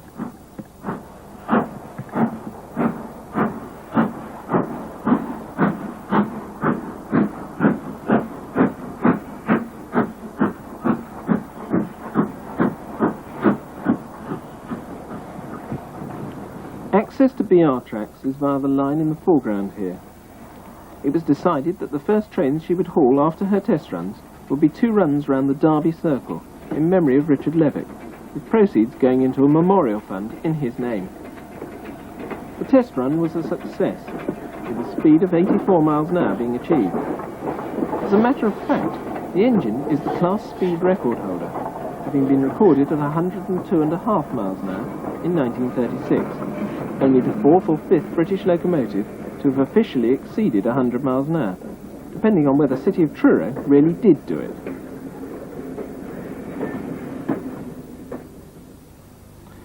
The first of the Richard Levick trains is seen leaving Derby in June 1990, the crowds lining the platforms indicating the popularity of the engines.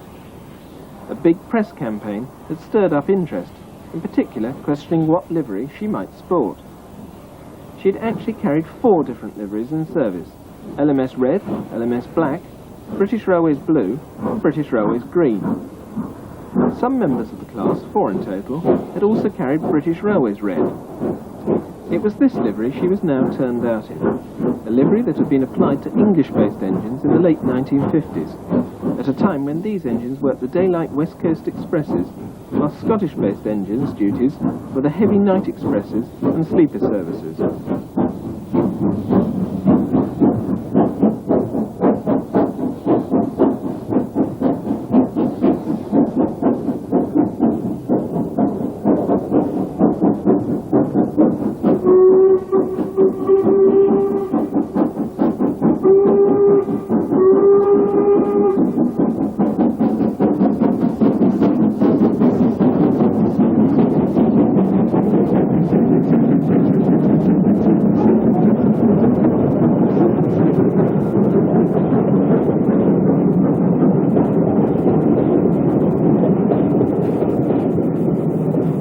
Such was the power unleashed that she blasted the footbridge floorboards loose at Long Eaton Town.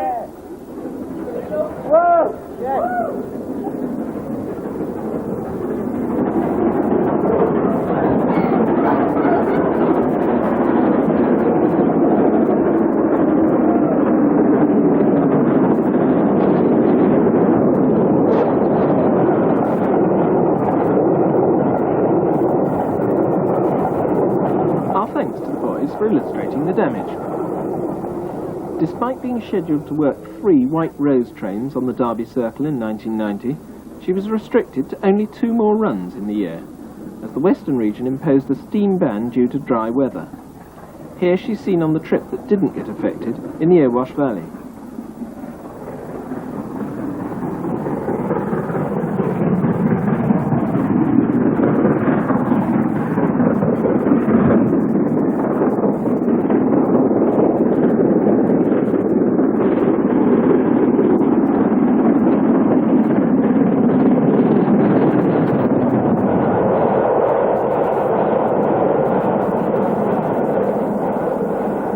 Returning to the Levick Specials, we share a poignant moment as she passes the connection from Midland Trust Metals to BR Metals, and she salutes the railway staff waiting to see her.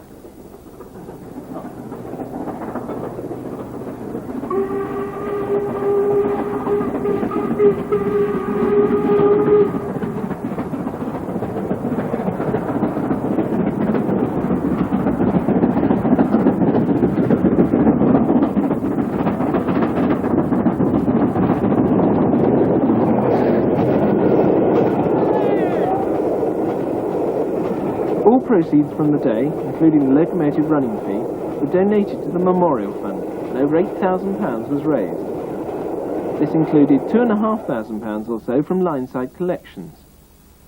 The fund was to be used towards the installation of a turntable at Swanwick. This is the White Rose again.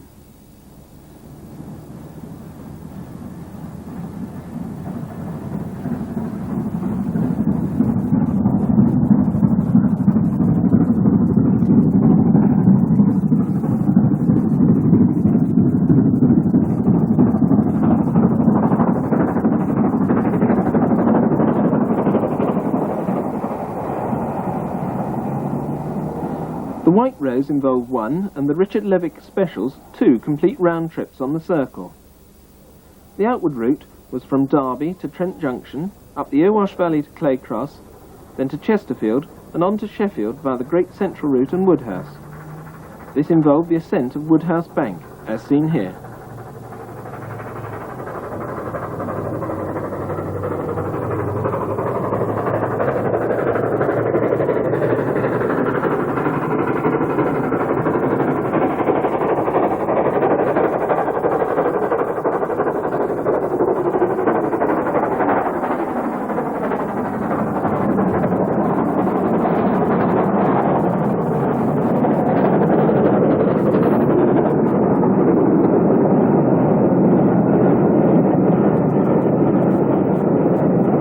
Return for all trains was the direct route via Dore, up Sheffield Bank to Chesterfield, and from Claycross via Ambergate back to Derby.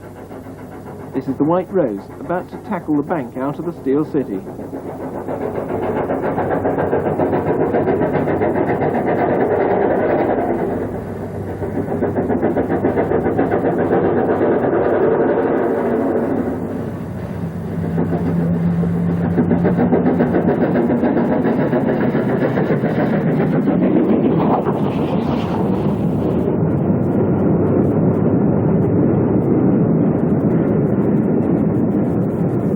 Chesterfield's Crooked Spire looks on as the afternoon Richard Levick special heads for home.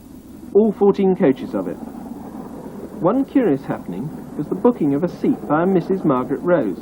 It wasn't a wind-up.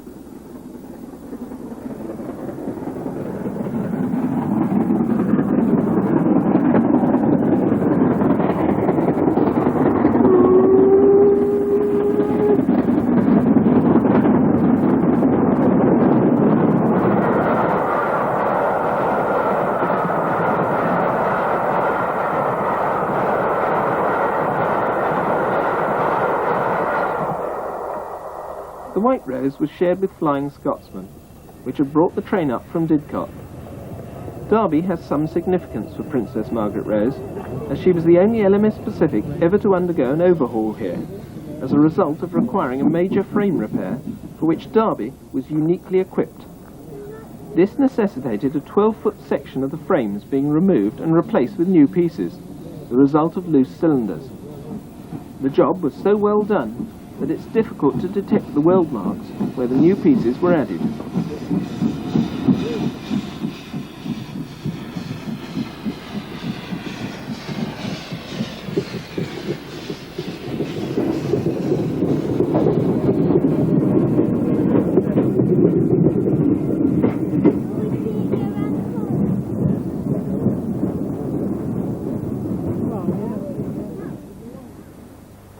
The engine made one more mainline trip in 1990, appropriately entitled the Red Rose. This took her as far south as she's probably ever been, to Didcot, running from Nottingham. The train gained some notoriety as a pickup stop was omitted on the outskirts of Nottingham, and passengers had to be taken to Burton-on-Trent to be put on the special.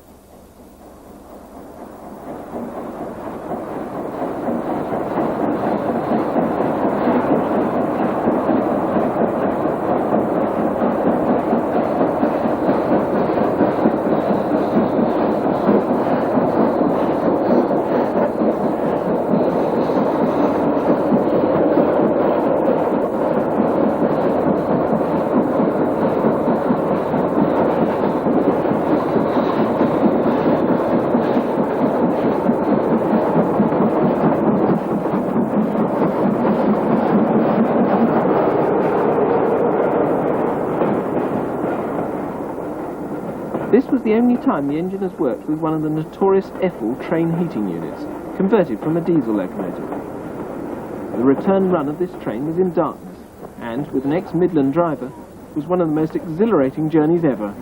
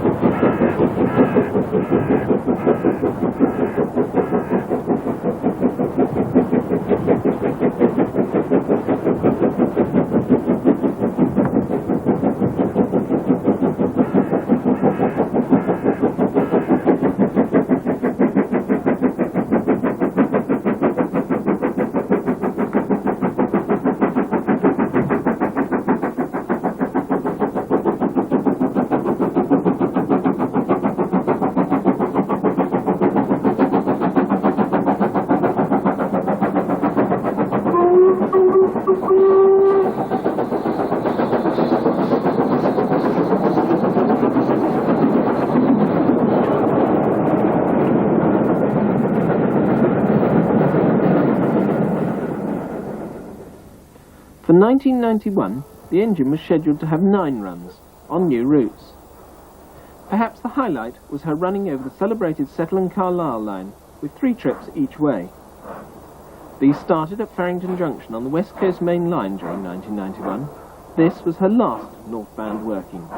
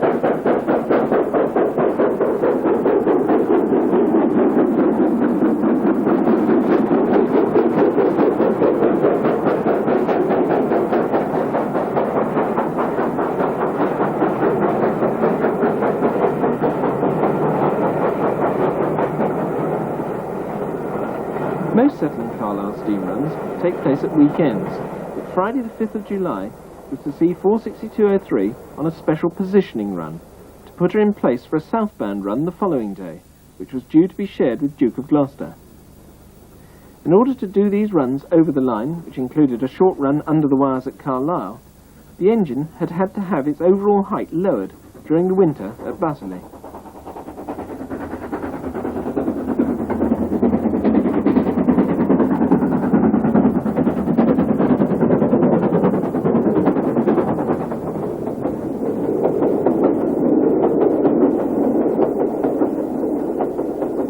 Settle and Carlisle itself was joined at Settle Junction.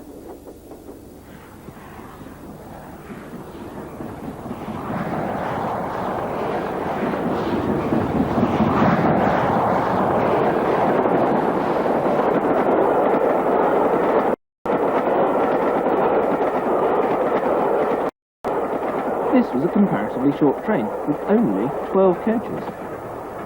No troubles were experienced, and the engine is next seen along the top of the line approaching Ace Gill. This train was entitled the Midlander.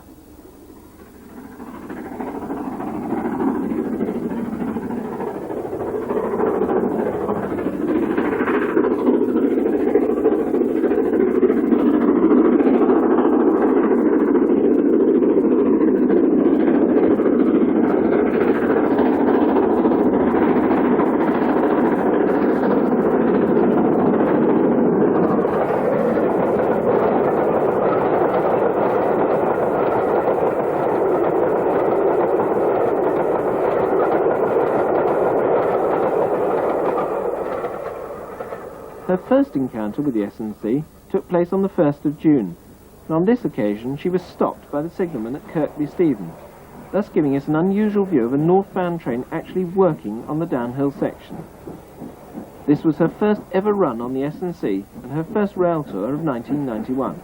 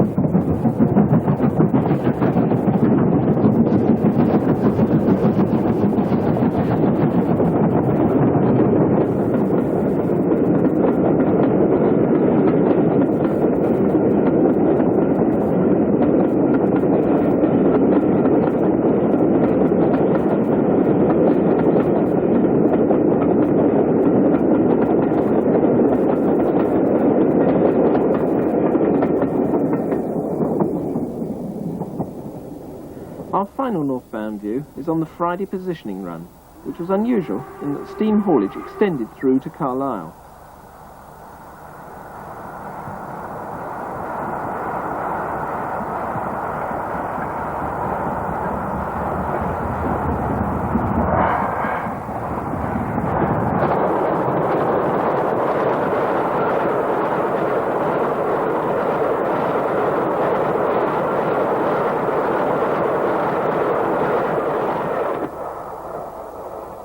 The 1991 season normally saw 2 engines on Cumbrian Mountain Expresses, with locomotives changing at Appleby.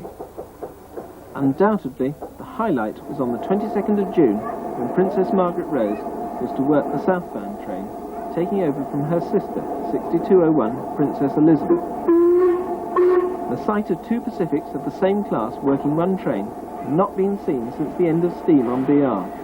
This was an event to go down in the memories of all LMS enthusiasts.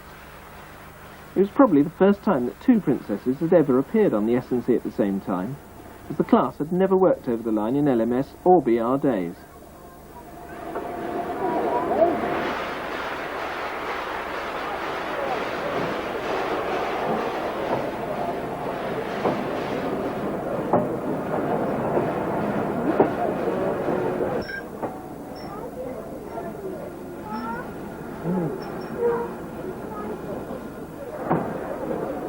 Strangely, the locomotives carry each other's boilers. That on 6201 was Princess Margaret Rose's original boiler, and vice versa.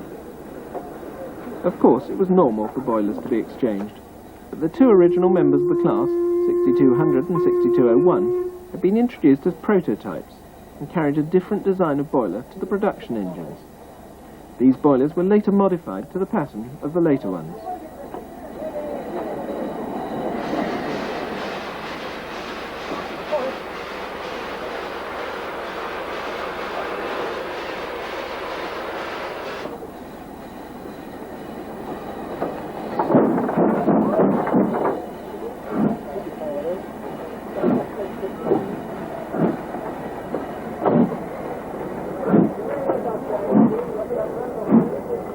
The procedure here was for the riding engine, 6201, to draw the coaches into the sidings at the north end of the station, and for the second engine, 46203, to back on and then bring the train back into the station.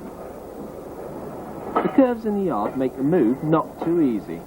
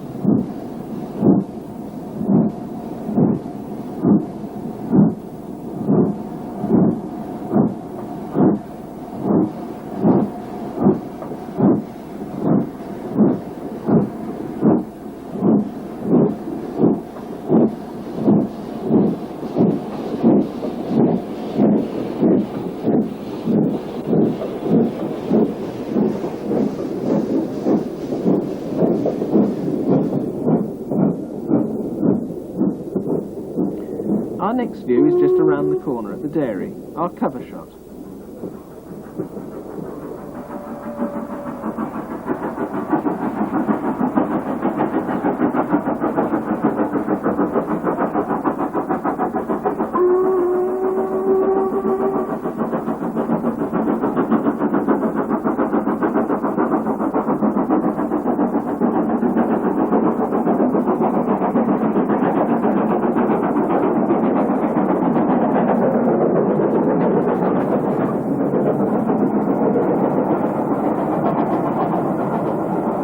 Once again, the train took the Blackburn route south of Hellifield. This was PMR's first southbound run. Passing over the long Whalley Arches viaduct shows the extraordinary length of these engines to advantage. At 74 foot, 4 1/4 inches, they were the longest non-articulated locomotives used on British railways. This led to a few restrictions. In the early years of the war, 6203, as she was then, was shedded at Holyhead for a short period to work the heavy troop trains, but she couldn't be turned on the turntable there. Journeys over the North Wales route were consequently infrequent.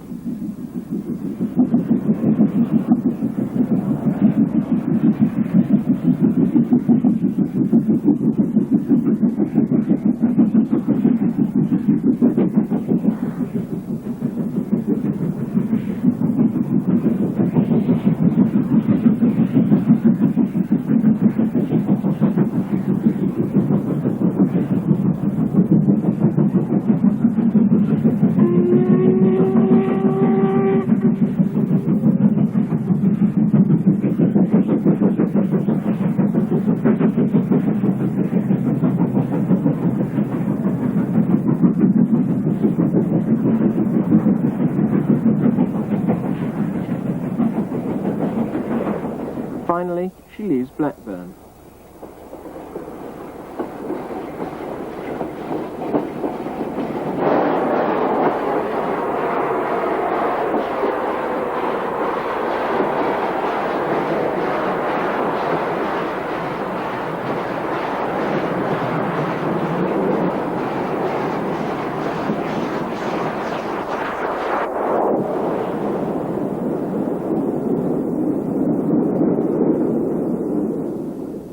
In August, she broke new ground again, working the northbound leg of the Cumbrian Coast Express.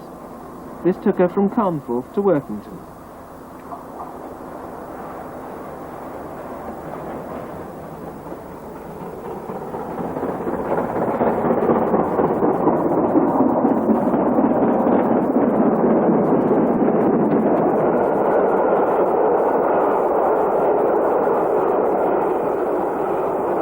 Whilst at Carnforth, she'd been involved in yet another first, when lined up with her sister Princess Elizabeth and the two BR Pacifics, Britannia and Duke of Gloucester.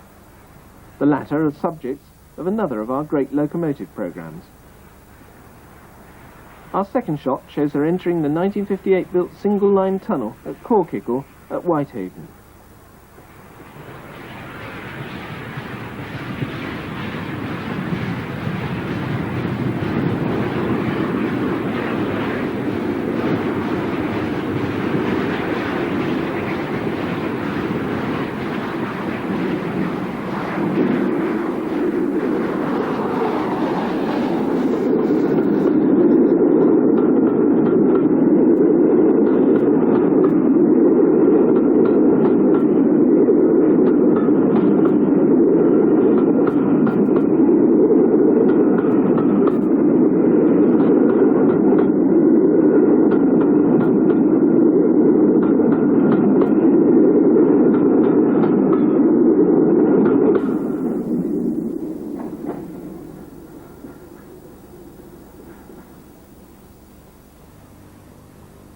Princess Margaret Rose left the north in fine style. An 8.5-hour marathon journey was arranged to take her from Carlisle to Crewe via the Shetland, Carlisle and Manchester. We joined the support team as they prepare her in the early hours of the 4th of October 1991 alongside the West Coast Main Line, where she'd enjoyed her service career. Curiously, she stood where her long-lost class pioneer, the Princess Royal, had stood in 1962 after withdrawal for scrapping. The class had been built to work the heavy West Coast expresses, and her shed allocations over the years reflect this. Camden, Crewe, Liverpool, Holmedy and Carlisle itself. Here, once again, two princesses could be seen on shed, as her sister was also berthed here, and was to take a Cumbrian Coast Express out the next day.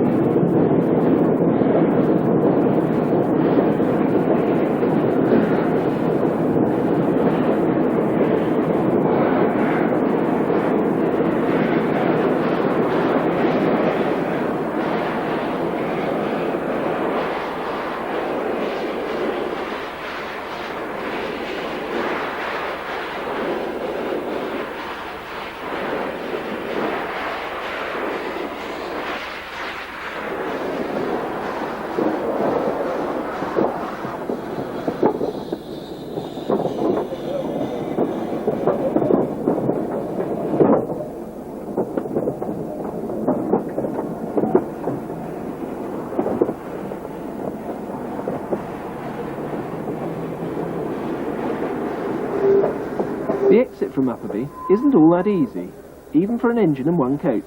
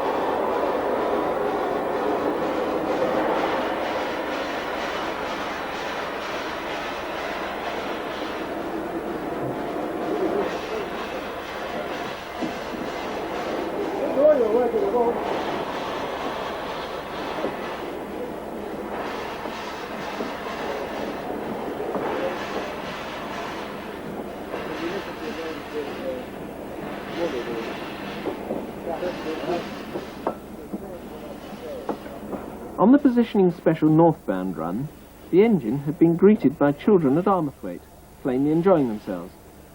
Research revealed that these were children from Armathwaite Primary School, so Brell wrote to the headmistress to tell her of the Westmorlander trip. He was delighted when she replied to say she would bring them to see the train, plus the toddler group as well. They enjoyed the special display of smoke.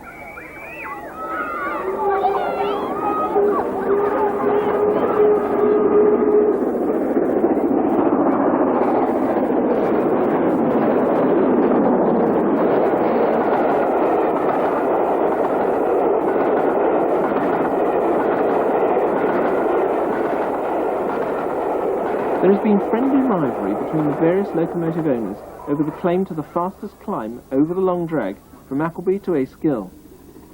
Although not booked to stop at Appleby, PMR was paused at the North signal box to have a go and stormed up the climb.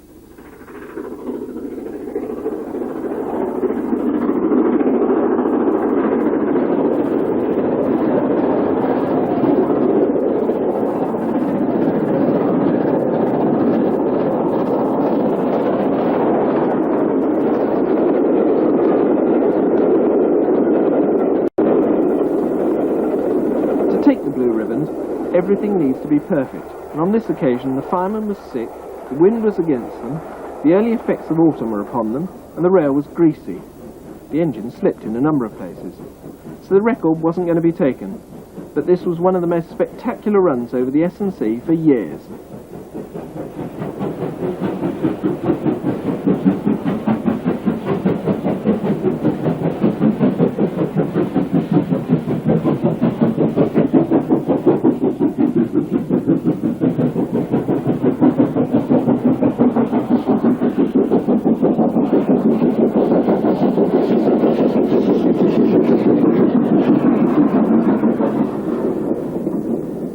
Crews were needed on the run, over 200 miles of it, and thanks to delays en route, 9.5 hours of steam running in a single day. This was yet another highlight in her short career as a preserved engine.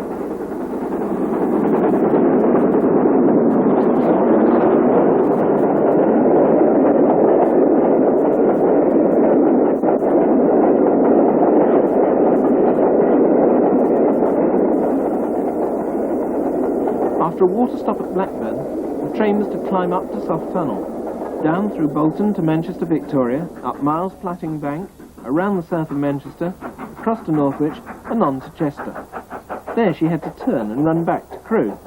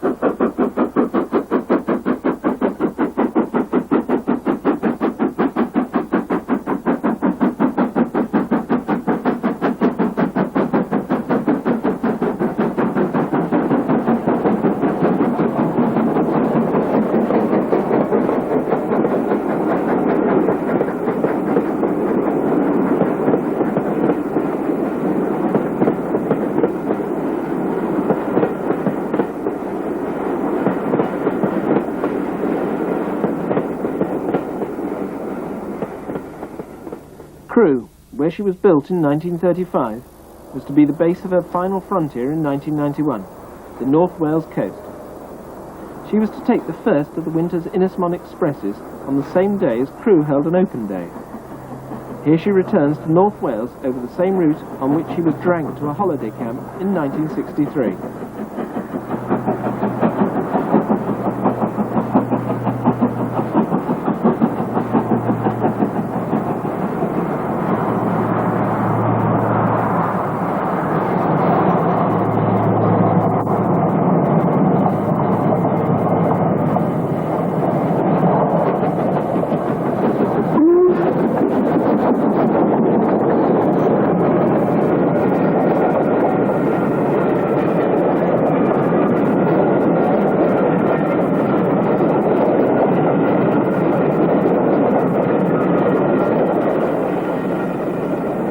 Finally, we see her returning to where we started. The opening scene of this programme is the return of this run, on her last mainline work for 1991. After this, she was to return to Bussley for her steam test and winter maintenance programme, as we've seen already. She may yet emerge in a different livery, and set another chapter in her history.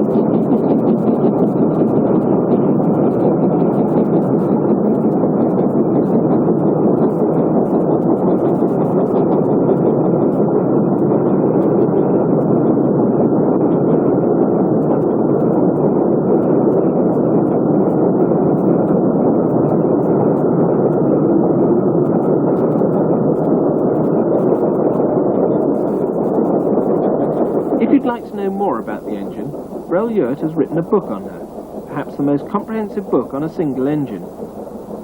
This is due for publication in 1992 and is entitled 6203, Princess Margaret Rose, the first production Stanier Pacific. Our thanks are due to Brel and his team for all their help and encouragement in making this programme. Long may they continue to enjoy and bring enjoyment with PMR.